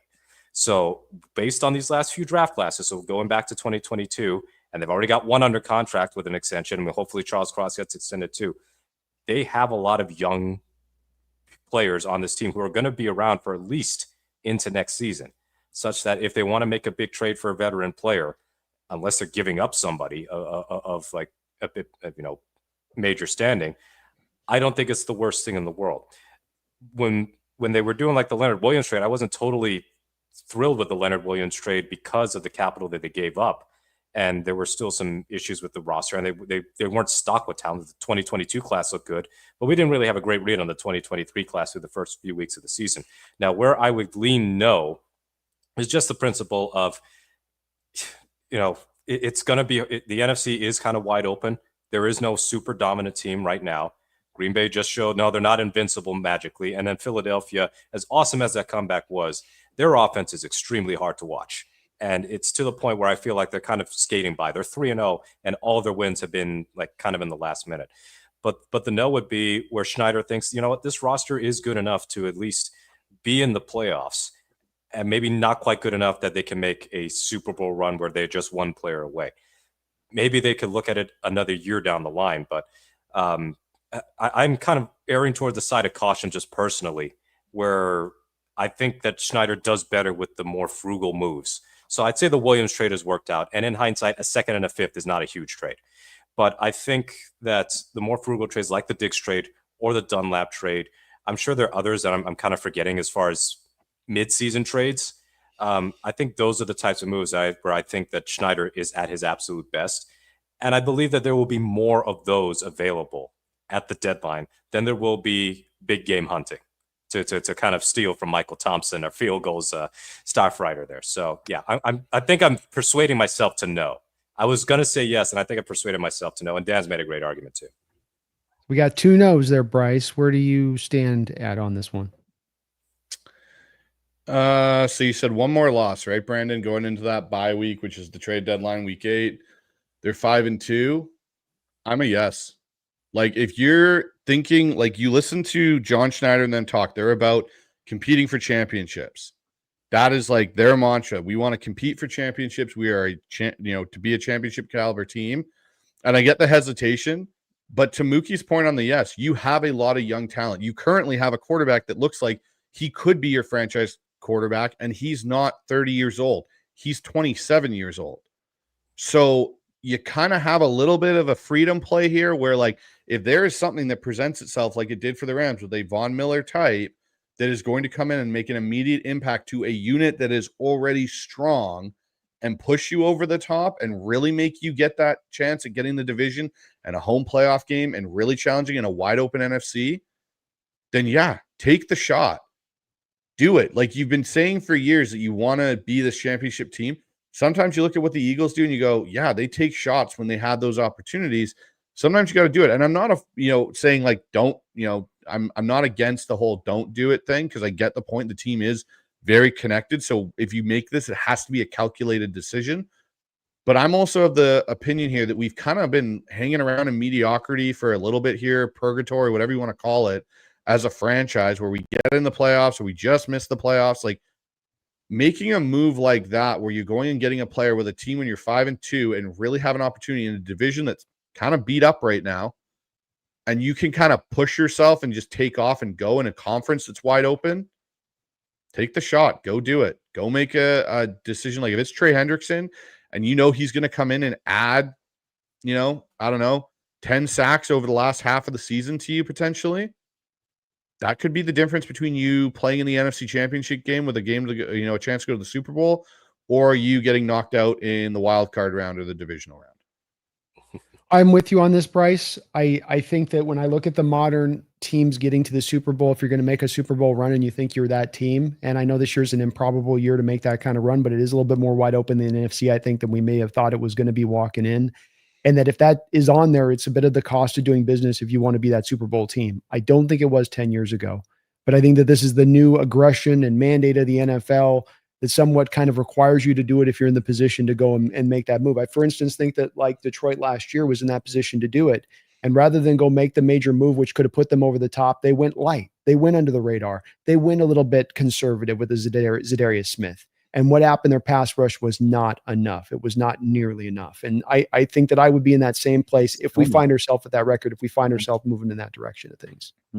Look at what the Mariners did. Yeah, I was about to say, I was like, I'm not by any means a baseball expert, but Charlie the Unicorn, our comments says, pull Mariners and go in for some dynamic players at the trade deadline.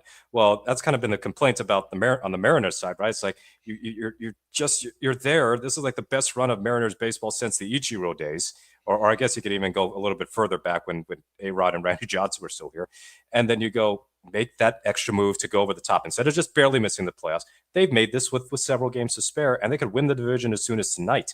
Like they are a legitimate World Series contender at this point, and Jeff Passan won't have to eat crow, and hopefully neither will Dan after that little slump a few weeks back. But like it would be really cool if the Seahawks could kind of follow suit of the Mariners, a thing that I never thought I would say in my life, where okay, you might have something here. Be like the maybe Mariners. Make that, yeah, be like the Mariners. Maybe make that. It doesn't have to be a splashy, like humongous trade. The Mariners did give up their entire farm system to get Naylor and get Geno back, right?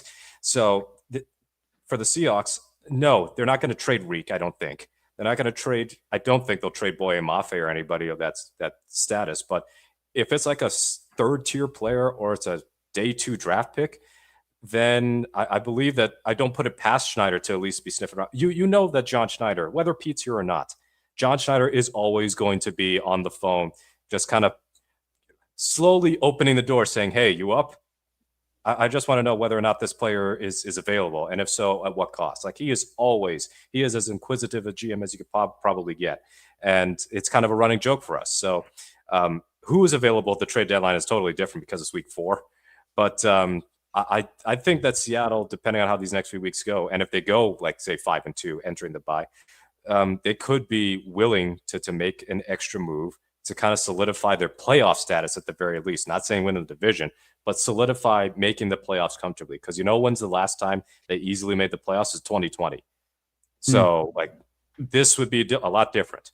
And I think it's all fun speculation, but it's a good topic to bring up because like in a couple of weeks, if they keep winning, it's going to be crossing our minds. Like, could this team be special enough to maybe at least win a playoff game, be in that second weekend, and could they, add somebody else without being, a big subtraction in terms of assets lost. And we know, in John, to your point, like you just said, John is a guy that is always active throughout the year in the team roster building process. So he will be on every deal. If there's a player available that's a valuable player out there, he's going to be listening. That's why I think we should consider this even now to be up ahead of this, because it's a really hard question to answer. I don't think there's a right answer. It did look like Dan squished his face up a little bit though, where he didn't want to. You're feeling the aggression, Dan? There's not a. No, two things were happening. One is I was thinking about my earlier point, and that they only have 6 draft picks, and if the right player's there, it wouldn't be a high pick, but you mentioned like a day 3 pick. They don't have to. They're not going to be hunting a quarterback in next year's draft, so that does afford them a little more flexibility. And then Cal Raleigh hit his 59th home run. And so the Mariners take a quick 1-0 lead in this game, trying to clinch the division. And it was on a hangover. It was an upper decker, third deck home run to right field with a hangover. Very impressive. Yeah, why has nobody even entertained the idea, at least from Nationals' perspective, that he could actually surpass Judge's AL record? Like it's really. I mean, they're playing a terrible team right now, and they get the Dodgers to close out this season. And Julio just went deep to left field. Julio. Start the party. Julio. We need some champagne here. Yeah, you saw the quote from Naylor last night, right? He said, "We're gonna celebrate this one big. We're gonna celebrate tomorrow night big." Like they might be hungover because they were going hard last night, but maybe they should drink every night after games. Yeah, they're feeling good, man. It's all down. Here we go. Got a couple more donations and whatnot. We're a little behind here. Feed More Seahawks, thank you for 19 months as a Hawks Nest member. Ooh, nice. Says, don't forget about special teams where we're ranked top 5. I think it should be number 1 by a The guy mile everyone right wanted to fire in the preseason. I'm sure you JR guys all heard about I was it. there. Those two. and all I'll- the disguises put it on the front. W outcome any sleeper picks for the game. Well, that's a great time to do the sleeper app over here in just a second. Big shout out to Jay. I think you guys, we all got to admit we were a little nervous. We didn't know necessarily, but we were all a little just tiny itty bitty, just, rightfully so. It was a rough road there that first season, but this has been the best special teams unit to my eyes in football here through 3 weeks. You don't advance metrics. I'm like, I watch the PFF scores on special teams and I'm like, if you already don't give PFF match weight with the PFF scores, the special teams, when you're like, how are you guys judging this? So I think they're number 1 with what they've done and their effect. And it's also been so purposeful. I haven't heard many people talk about this, how that block punt was set up by the design of Harbaugh, getting them to change their protections on that, to leave that free rusher. There's no place that ever exists on a punt unit where you have a free rusher set up to allow for that, and that just gets blown naturally. There had to have been an audible to make that happen, and I just don't hear too many people talking about that. I think one of the coolest things about this team is and the special teams are a part of it, is anytime you look for what they do on the practice field to carry over into games, right? It's just like during draft season, we always talk about, we look for, the traits that we see and the qualities that we see in a player to carry over to the next level. They don't always. And we're seeing that at just about every aspect. And, being out there at training camp and watching Jay Harbaugh drill those guys, and how often do you hear, we heard it with the George Halani recovery in the end zone, but we're hearing it through every aspect of the game, defense, offense, special teams, that every time they make a big play and they're asked about it after the game, what's the first thing these guys are saying? Well, we rep that a lot. We heard Mike McDonald talk a lot during training camp about how it sounds like they rep more, like they're so aggressive about getting more reps in and maximizing their time in practice than maybe some other teams are. And this is starting to show up. And those things that we heard about in training camp, we don't like to hear about special teams. We don't want to hear Jay Harbaugh talk. We don't want to ask Mike McDonald questions about special teams. We want to see Jorge Polanco hit a 3rd home run in the first inning. So the Mariners are up 3-0 trying to win the division. That's what we want to see. Let's go. That's what we want to see. 3 home runs already. Let's go, Ams. But we're seeing those things come to fruition. And that's the most encouraging thing, because in the later years, and I always qualify this, I love Pete Carroll. I love everything he did for us. He's a tremendous man, tremendous coach. I wish him all the best. But those last couple of years, the things he would tell us they're doing and we're going to do, we didn't see them happen. And now we are. And I think special teams is one example of that.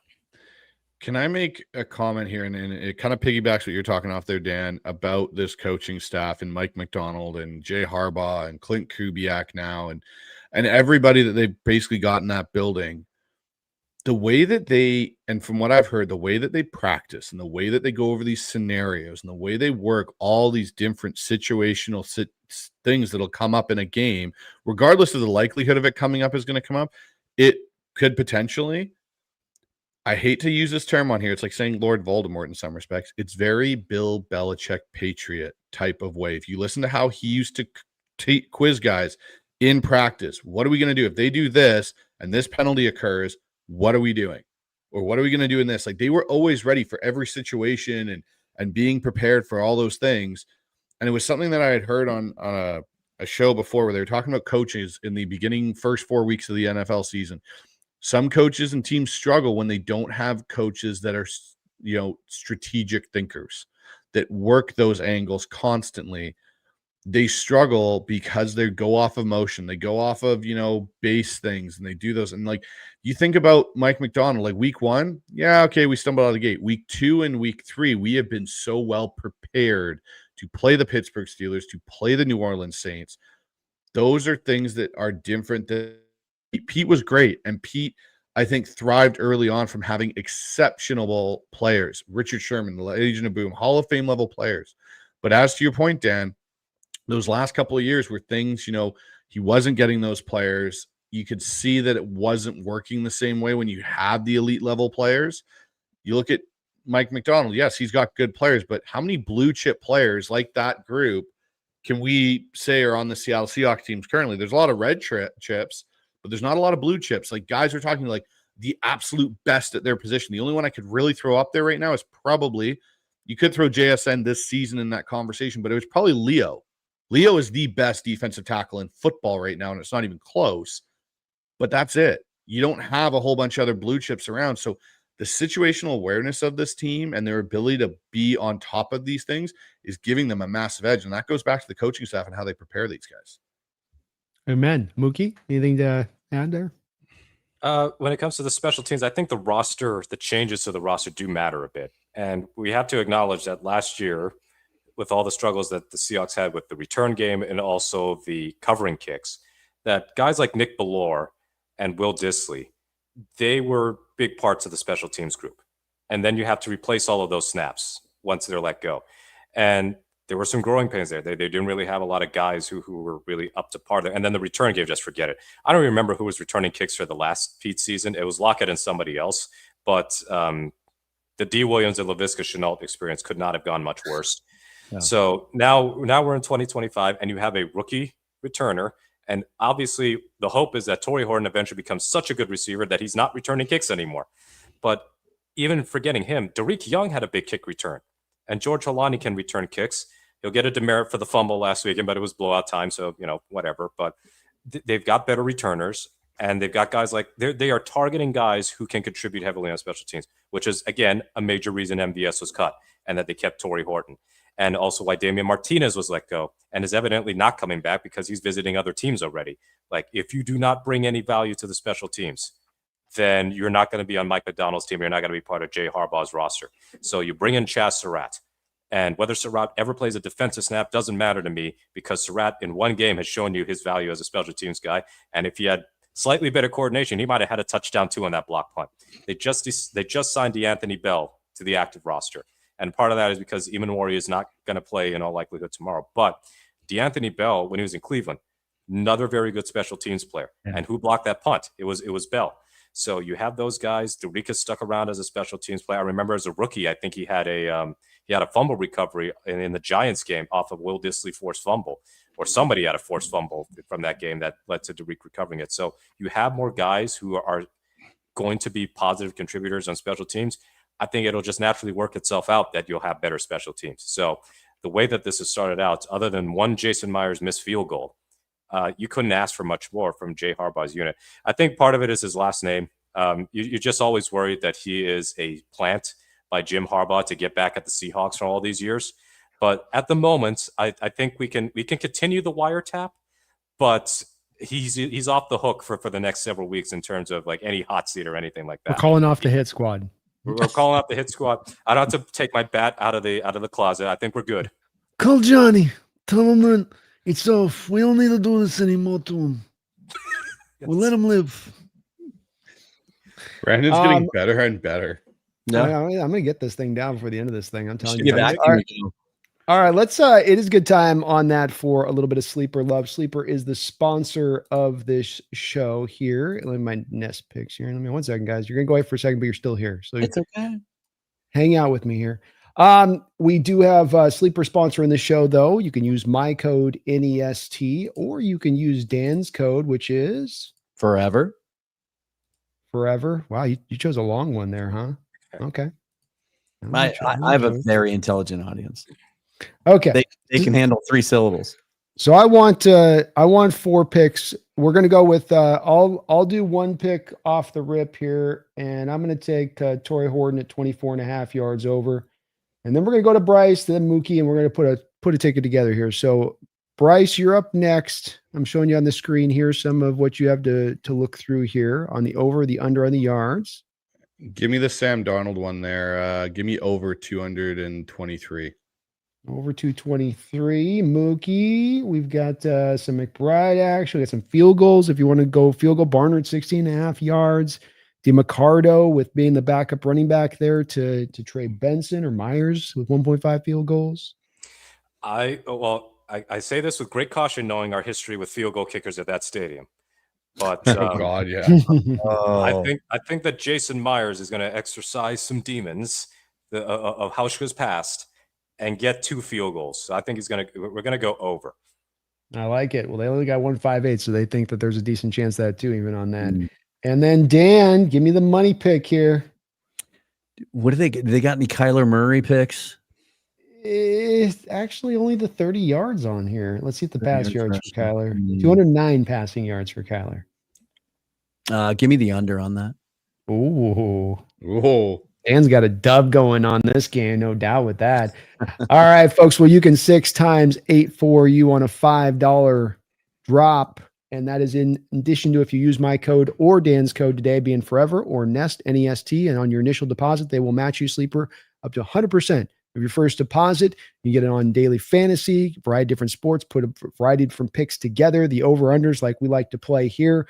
But please use my code today. Use Dan's code today. Support the channel. Have a little bit of a code off. And appreciate Sleeper. Terms and conditions do apply. See their site for details. All right. Let's get back over to you guys here. We got a couple more donations to catch up on here. Where did y'all go? Where'd you go? Here we are. You're back. We got you back. Do we have any Kyler Murray picks? No, I'm sure Kobe Bryant has those Kyler Murray picks. He's Oh, let's go. Okay, a couple another donation here from Thomas, and what do you guys mentioned? I forget it was Mookie or Bryce on this one. Bryce. Mentioning the thought about going out there and moving for Bradley Chubb. So I guess Bryce, you're in favor of this, but let me walk me through this a little bit from your standpoint, because I've thought about this on the edge thing, and all of you guys can add on this. You got Clowney going to Dallas. Dallas is going to lose. Dallas is going to suck. He's kind of just sitting there in the reservoir if we never need to just go flick for like a 6th round pick for Jadeveon. So can you sell me on the 4th round pick for Bradley Chubb instead, based on what Chubb's done recently as a player, or am I misseeing this? I don't I agree with you, Brandon, that you could go get the 6th round and go get Clowney. I kind of view Chubb as maybe a little bit more upside still in the pass rushing side of things than Clowney can offer right now. And that's maybe we see the bump in the value of the draft pick.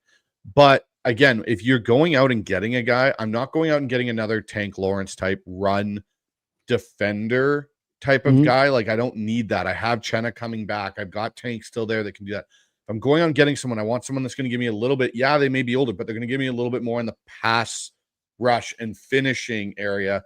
And that's where I think Bradley Chubb over Clowney probably gives you that. And that's where you might have to pay a little bit more.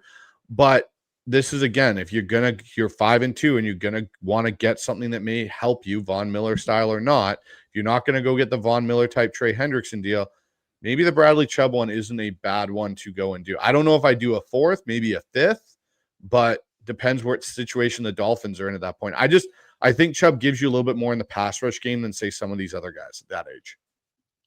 Fair enough. Mookie, would you be in the same place on that one? My problem with Chubb is he gets injured too much. I mean, he's got like 3 significant injuries on his ledger. He's got the ACL tear, or was it an Achilles injury? I'm trying to remember. It was the 2023 season, so I'm pulling it up. Torn ACL. So it was a torn ACL at the end of 2023, and it was a good season for him. He had 11 sacks, but he also had an ACL tear, I believe, in his 2nd season in Denver, and he missed a lot of time in 2021 with an ankle injury. So for somebody who's about to hit 30 and then didn't play at all last year, I have a feeling that Chubb's best days are probably going to be behind him. So it would have to be a really, really cheap compensation deal for me to be interested in Chubb. And I don't know his contract situation off the top of my head, but Bradley Chubb doesn't really get my juices flowing in terms of like pass rush help. So, but that's just my opinion. I don't know who else could be available, but he would be like on the lower market end for me. Yeah. Dan, you as well. Don't want to those Chubb knees, man. They don't hold up too well, do they? I am not a slave to PFF, but it is a comparative tool. And through 3 games, even though he has 3 sacks, Bradley Chubb is the 119th highest graded pass rusher by PFF. I would pass. Yeah, that's a tough sell on that one. I had a hard time finding him. I was scrolling. Yeah. I had to go to 200 rows. And he does, by the way, carry. Well, I guess you're going to be on a pretty small base with him because they're just going to eat all of that. He's on the bare minimum base, so salary wise, you're not really on a lot on the hook there with him on that side. But yeah, PFF doesn't like a price, man. They They're killing him in the run game, like a 35 grade. Holy moly! But with that's 3 what sacks. but I'll I just think say my 200 caveat You're here. right. No, you're right. I knew you were looking for the pass rush. You I'm got your looking early at- run defenders, early down. I've run got my defenders. run defenders. I'm looking for a guy that can come in and maybe rotationally help finish on third downs. Fair. That's totally fair. No, I mean, and look, I think a lot of defenders are going to look bad on that Miami defense right now, on that Miami team. Oh, yeah. I mean, it's hard to look good when you're in that environment, especially in the defensive side of the ball. You can look good on the offensive side of the ball on a bad team and still put up yours, but it's hard to get yours on a bad team defensively. Except if you're Jordan Brooks. You look fantastic. Yeah, Jordan Brooks. Jeffrey Thistle, thank you for the $10 donation, Jeffrey. He says, I was excited for the Mariners until I saw them celebrate just getting into the playoffs like they won the World Series. I recognize this. They reached their goal and are done. Slow clap. Raise the bar. You got Cal out there on the mic saying let's go win the whole effing thing. And I think that, this is the best. I think it's the best roster they've had. We've had 100 and whatever win. I know it's on more baseball side, but we've got a lot of good teams here to get in the playoffs in my lifetime. Not gotten to it a lot, but they have good teams that went to the playoffs when they did go. This is the best group as far as set up to go out there and go win it, and how they're structured, how they're built, how their brand should win them. Even if they just go out and are hitting home runs in the playoffs, you've got a starting staff that can hold down 2-3 runs and you go hit 3-4 dongs in a game, you're going to probably win the game on that. So I think that there's a real good chance for them to go out there and take this thing. Yeah, especially this year, there's just no dominant teams in baseball this year. All the rosters are flawed. I think they have the most complete, on the pitching side and in their lineup. And the celebrating thing, like, these are new players. These aren't guys that were here for the history of it. Every team celebrates making the playoffs, and they're going to do it again tonight. And obviously, it hasn't impacted them because they're up 4-0 in the second inning, and everybody's dialed in. So, if any franchise should celebrate making the playoffs, it's this one, because you can finally use a second hand. As blurry as it is in the background, finally use a second hand to count the number of times this team has made the playoffs. That's so crazy. In 50-something seasons. So like you celebrate what you get, and they're probably going to win the division. So, and then that's even been rare for them too. They haven't won the division since 2001, right? With the 116 win year. So you end a 24-year division drought with Houston put in a trash can after having the lead for most of the year. You are going to celebrate the heck out of that. So next step is getting a playoff home win, because that was the sting of 2022, is they got the wins over Toronto and then got swept by Houston and ended up not even scoring in the home game. But man, that atmosphere when they get to I almost said Safeco, but when they do return to T-Mobile Park for the actual playoff game, that's going to be awesome. And just a little not fun fact, but the Seahawks and Mariners have only made the playoffs of the same season one other time. That was 2022. So what hasn't happened is both of those teams winning the division in the same year. Wouldn't it be something after all this kind of mediocrity and aimlessness? The Seahawks are amazing and the Mariners are awful, or vice versa. Certainly the 90s, the Mariners were the ones making the playoffs and the Seahawks were just mediocre or awful. Wouldn't it be something for this city to experience Mariners fever into a Seahawks season that toward the end of the season is gunning towards a division title? That would be something this city has not experienced literally ever, because I just said it's never happened before.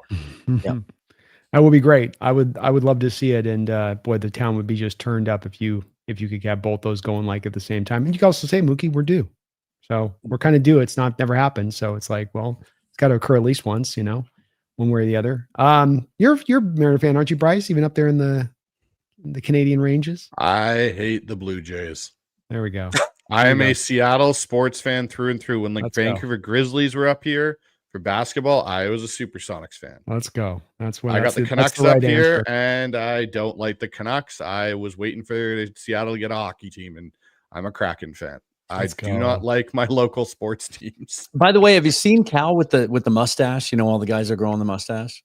Like, are he and Gray Zabel share any DNA? And Utz's stash too. It's like those stashes are holding on for dear life. It's like it's partially holding over the lip here. It's up. Some of it's up here near the eyeball. They definitely have the odd follicles there in the face, a little bit around the mustache area. Jeffrey, thank you for another $2 donation. Says also, I expect to beat the Cardinals fairly early. Well, it's a good time right now. Thank you for the donation, guys. Let's as we're crossing the 2-hour mark here on the show. let's break down a little bit of this matchup from a key standpoint tomorrow. Obviously, we can go to the certain things. We got to run the ball and we got to get pressure on Kyler. But you guys let's go around a little bit here and give me some specific things if you can kind of drill down to some more less than just kind of vague on the things, but specificities. Bryce, you kick it off here with this Cardinal matchup. Give me maybe an item or two here that are the major things that stand out that will really determine this as being a loss or a win coming in tomorrow. Okay, so the first one, obviously, for me is going to be, can they effectively run the ball against this front? Because as much as the Cardinals' defense is banged, their run defense is actually one of the better units right now in the NFL.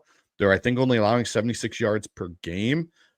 That is going to be something. Calais Campbell is still playing good run-stopping football at his age, which, again, is amazing for what he's doing. And Dalvin Tomlinson's been a really good pickup for them.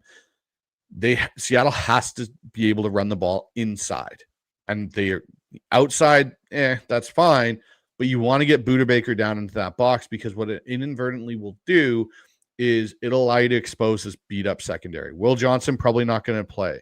I can't remember their other top corner who's in the nickel. He's out. Williams, he's out. You can then exploit this secondary with Cooper Kupp, with JSN, with Torrey Horton, with the tight ends, Elijah Arroyo and Barner. But you got to be able to establish some consistent run game of not just getting stuffed at the line of scrimmage, actually find ways to move people. And that means you got to switch it up and run some counter and run some jet sweeps to widen that out, then start doing that. So the line of scrimmage battle is going to be very interesting. And on the flip side for me too is we got to get Kyler Murray in the dirt. You can't let him run around. You can't let him extend plays. Get him in 3rd and long, and make him have to throw the ball down the middle of the field where we know he struggles to do. And for whatever reason, the Cardinals don't want to move his pocket to make it any easier. Get him in 3rd and long and pin your ears back and go after, as someone put in the chat, which I really like, the Glendale Gremlin. Nice. Well, Dan, how about yourself? What stands out as one of the keys in this game from your perspective? I just don't know how Arizona's going to score. I really don't. That offense is such a mess, and fans are calling for Drew Petzing to be fired. The head coach is having to come out and endorse him, which usually is a precursor to a guy getting fired. They can't get the ball to the receivers. Jackson Smith and Jigba has more catches and yards than all their receivers combined, including Marvin Harrison Jr. When they do get open, they don't catch the football. They lost James Conner, who's kind of the heartbeat of that offense. Murray doesn't look like he's taken a step forward to me at all. He still has the bad body language. He still airmails 3rd and 7s.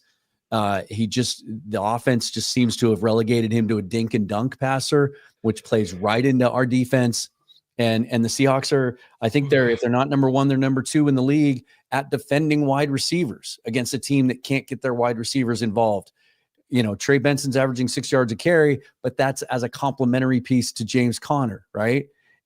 Arizona's run block win rate numbers look good. Their pass block win rate numbers look okay. We don't know if Paris Johnson's going to play, though. I don't know how their offense scores.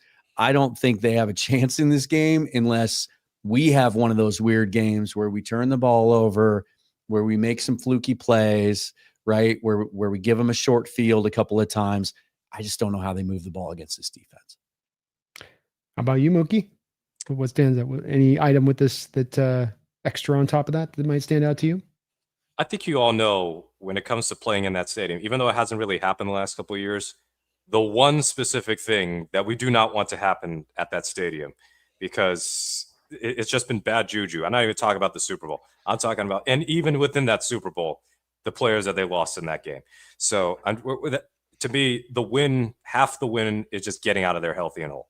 So as far as the actual game, I think that Seattle should. In fact, the line flipped. It went from +1.5 to -1.5. So they are a road favorite here. And why shouldn't they be? Just historically, they've only lost one time there over the last 13 or 11 or 12 years or something like that. It's 7 out of 8. They've dominated in Arizona except for the tie. Arizona's won once in the last. They've won once and tied once since 2012 in Arizona.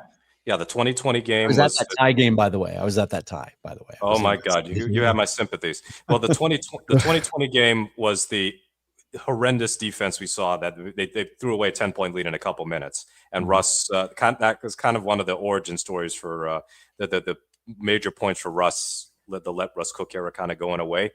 But in terms of this game, I think historically the Seahawks defense has played Kyler Murray very well. And that includes the Pete defenses, which weren't good in the last few years, but they knew how to beat Kyler Murray. I think about the 2022 season, the Cardinals were bad. Kingsbury got fired, but Murray just couldn't escape Shelby Harris. He couldn't escape Bruce Irvin. I mean, the Seahawks speed on this defense, I think, can counteract the way that Kyler Murray can, run around and try and make plays, because you could always have you can always have a secondary player, Spoon being back. I can absolutely see Devin Witherspoon sacking Kyler Murray. He almost did last year, and then I think Rayshawn Jenkins got to clean up or something. But to me, as long as Murray is stifled and you stifle that offense, Seattle, I don't believe is going to need a lot of points to win. Like, they could get 17 to 20 points, and I believe that'll be good enough for a victory. Connor being out really changes the equation, because Connor has been a guy Seattle has not done a particularly good job of stopping. Now, Trey Benson, I think, is a decent back, but I don't think he presents the same level of physical play and just all-around effective work that James Conner does.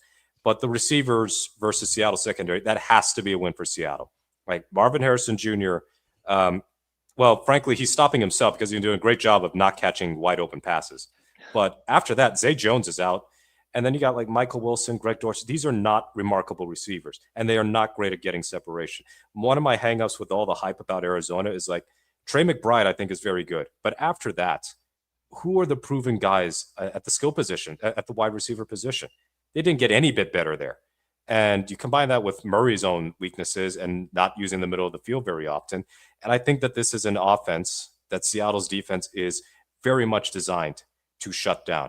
So as long as they don't get silly with the turnovers, and they were basically clean last game until the Holani fumble, as long as they don't give away like short fields, bad turnovers, bad decisions, bad special teams, hopefully it doesn't surface, I think that Seattle should be able to win this game, to me, at least by 10 points. I guess the one factor would be the Sunday to Thursday turnaround. But other than that, they have had no issue playing at that stadium in terms of overall performance. So I absolutely think that the Seahawks are capable of winning this one fairly easily, just because Arizona's offense isn't good enough. Now, the defense could give Seattle's offensive problems, especially because I think Jonathan Gannon does a good job of mixing up some looks, pressure looks. But their secondary is going to be vulnerable, meaning their corners. They gave up 8 for 134 to Ricky Pearsall last weekend, and they gave up, I think, 6 for 100 yards to Ted McMillan in Carolina. I think this is going to be a JSN game on offense again. And then on defense, I think that the Seahawks defense is just going to overwhelm Murray, and it'll be something like 24-13. Well, and you talk about the turnaround, like, could there be a bigger disparity in the experiences these teams had on Sunday? The Seahawks have a blowout win. They're able to pull key starters in the fourth quarter. The Cardinals go on the road to Santa Clara, play a very, very physical game against a very physical team. They have to expend every ounce of energy they have going right down to the wire. I think it's a huge, huge advantage for Seattle this time. Mm-hmm. Well, and you mentioned that they've had such a great game plan with them. I think the commonality between Carroll and McDonald is the we're going to live in the 4-man fronts. And the key for me in this game is, as much of you've been able to neutralize the Cardinals rushing attack with the 6-man fronts, with the lighter boxes. You've been able to have them go 12 personnel, you go 6-man box, and you've been able to defeat that. You were mentioning about the crossing route. Bryce, you're going to love this cut. I think, Dan, you were referencing this very play a second ago. I want to play because this just stands out again to what you've got to force Kyler Murray to play within. We had a man, Corbin Smith, swear to us on a stack of Bibles in training camp that Kyler Murray was 5'5". And you watch this kind of play and you just go, he just doesn't see it. He just doesn't see the drag. Yeah. This is a 3rd and 7. This is for game. And he's throwing late, deep. And the only reason he can see that is because it's down the field. So he's got perspective on it. Yeah. It's the play you're talking about, right, Dan? Yeah, it's one of them. Yeah. I mean, a lot of Cardinals fans want to call that a drop. Maybe you give Upton Stout credit for a PBU there. But you got to go to the drag. You got to go underneath to the drag. It's right there. He can lead him out to the first down marker it's an easier throw. Lead the guy out, and that's game. I mean, that's at the last drive. That's as the game's winding down. And I think the defenses have gotten to the point with Kyler now where they know in between those tackle boxes, he can't see it. And you just almost don't defend those plays a little bit to a degree. Take away his first read, which is what we did last year in the first game, the second matchup. Remove the first read. He wants to go into a scramble drill. You have a light box. You have all those defenders on the back end, so you usually have a spy. He can't just go run around and create it. There's not the openings on the back end because you have so many guys in coverage. I think that's where you box him in, on top of the fact we, of course, saw Evan Brown get his lunch money taken twice, playing Leonard Williams both times, where Leonard just absolutely owned him in both of those two games. Well, and that's, in my opinion, honestly, that's going to be the thing I think that's going to ruin Kyler's day on tomorrow is Byron Murphy is now becoming a pass rushing demon on the inside. So now you have Leonard and you've got Byron collapsing that A in that interior part of that pocket right into your lap. And this is what I don't understand about the Cardinals is you have a guy that's got some legs, get slide protection built in, move that pocket around. So now you can start maybe seeing some of those things because as you slide the pocket, windows start to open that you can throw through, not over. But they want to keep putting him in a lot of these drop back situations. And to your point, Brandon, like that's easy. As a quarterback being, 6'4", as soon as I see my guy on that under drag beat that guy across the field, I'm laying it out to the right hash, letting him run on and catch it and go. Now you're trailing him the whole time as a DB. I'm not trying to force that deep over route because that window is so tiny. Yeah. Yeah, it's where I think he's just limited. There's nothing he can do about it. And Corbin saying that 5'5" thing just kind of confirms a little bit of what I saw in the field when the guy was on the field, and that he is not at his listed height. I'm telling you. And I don't know if he's 5'5", but it's just there's certain things he can't see, and you know it. Coaches have gotten the word out. A couple more donations, and we'll kind of put a bit of a button on this one. Myron Morel with a $5 dono says, "Who steps up in the fullback position for Robbie Oots now that he's on the IR?" Brady Russell. We know the answer to that one. Yeah.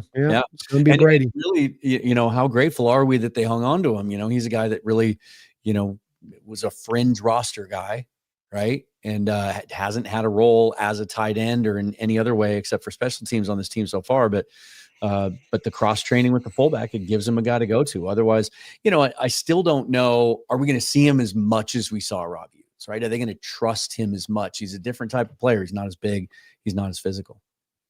That's true. Yeah. He's certainly not the hammer in the hole that Robbie is. And that I think you're right. That probably leads to less of those looks.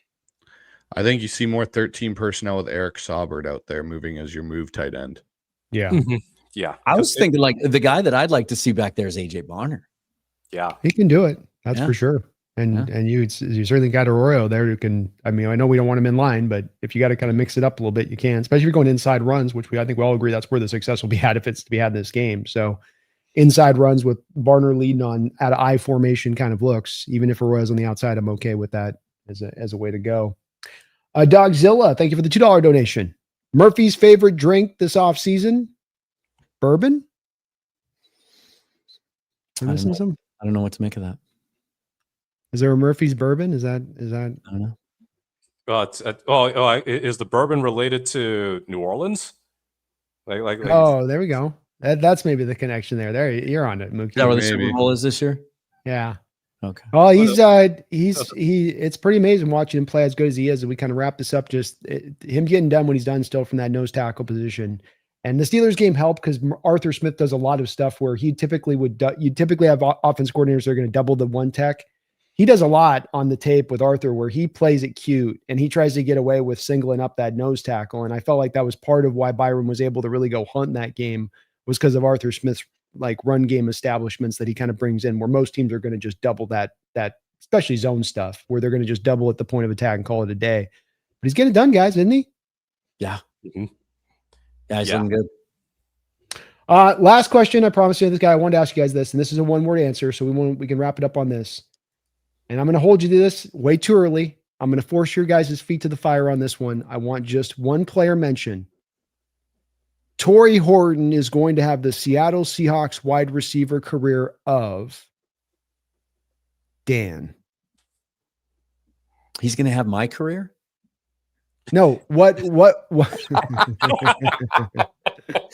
I want much better for him than that. Dang, without numbers in front of me? Yeah, no numbers. Blind guess. He's built like Daryl Turner. But let's say numbers wise, Brian Blades. Oh, you took mine. Okay. God bless it, Dan. Okay, Mookie, go ahead. So it's the Seahawks career, right? Seahawks career. Seahawks career of. Man, this is such a lazy comparison, but they're not the same player, but I really feel like he can be another Tyler Lockett. I like it, man. Why not? I almost said Joey Galloway before the trade, but like, Joey was kind of a wide receiver one. I don't think Horton's going to be that. Certainly not while JSN is here. Yeah, it's going to be hard for him on that. How about you, Bryce? Oh man, you guys took both of the guys I was thinking of. This is horrible. Brian was so good, by the way, Dan. That's That's such a good one. there. No, I'm not going with that one. Clutch See, the game. problem is the numbers don't like. I think he's gonna have better numbers than this, than this player that I'm about to say. Mhm. I think he'll have better numbers than this, but he gives me like Daryl Jackson vibes. I like it. Oh, I DJ, like it. That's a good one too. About same I think size. Just maybe without the push off. Yeah, the That push That was not a push off. That was getting himself free of yeah. defensive holding, Dan. Yeah, You know better than to get that right. Did y'all think about that play when Devontae Adams scored his touchdown in Philadelphia on Sunday with just the obvious? I've seen it so many times that it's just I saw it in the moment. Before that catch up, and I've seen that happen a million times in football games. I've had it happen a million times in other football games. It's like it never gets called like that, and that's the little frosty tip of the iceberg of that game of BS. That Dan over here triggered. Sorry, I had to bring that up. He's got to trigger me. Well, folks, do us this favor. We got we had 1,000 people in here today. So Nice. a big shout out to all of you out there for watching, wherever you're watching, my side, Dan's side, Bryce's side. And if you guys can for me, do me a favor. I've got down the link section below for Dan's channel. For Bryce, I got the link down to field goals. You want to be monitoring what Mookie's doing, and they're covering there because they're on it daily. They're covering every bit of this team on the details, keeping you updated on that. But please sub up to these guys, follow these guys. They do great work out there. I really appreciate you guys coming in, being able to do this once a month, as I'm sure we'll probably only be ramping this up into the future on this one. So please do link up with those guys. Thank you guys for doing this. An awesome time with you. And, like I said, we'll probably end up having to get this into probably a twice a month thing here pretty soon, especially if this team can keep going in the right way, as people seem to really love it here. And great turnout this evening. Yeah, it's always great hanging with you guys. I'm between now and the next one, I'm going to work on my Italian mobster impersonation. I'm going to expect it to be good. And if it's not good, there's going to be a price. Well, then you're going to be disappointed, but I'm going to give you a big fish, and it's going to be wrapped up. Terrible at accents. That's all right. You don't have to be good at accents. You know football, and that's what people most want here at the end of the day. You guys are awesome for doing this and hanging in with us. Thank you guys for doing the show. We will be back at every end of the month, Wednesday, 5 o'clock-ish Pacific Standard Time, but right around in that territory of it. Again, do please sub up to all these guys. Use the sleeper code, either Forever or NEST Nest, and they'll get you matched up to 100% of your first deposit, up to $100. Washington, it's opening up in October here for you guys to use that app almost in full, so be on the lookout for that. We will be back in a month, hopefully with a 6-1, 7-1 Seahawks team, talking about gumdrops and trade deadlines dancing through our brain like Christmas. Dare I dream. So we will be back with that, with some scintillating coverage for you guys. But until that time, please don't you ever forget. Don't you dare forget. Go Hawks. Go Hawks.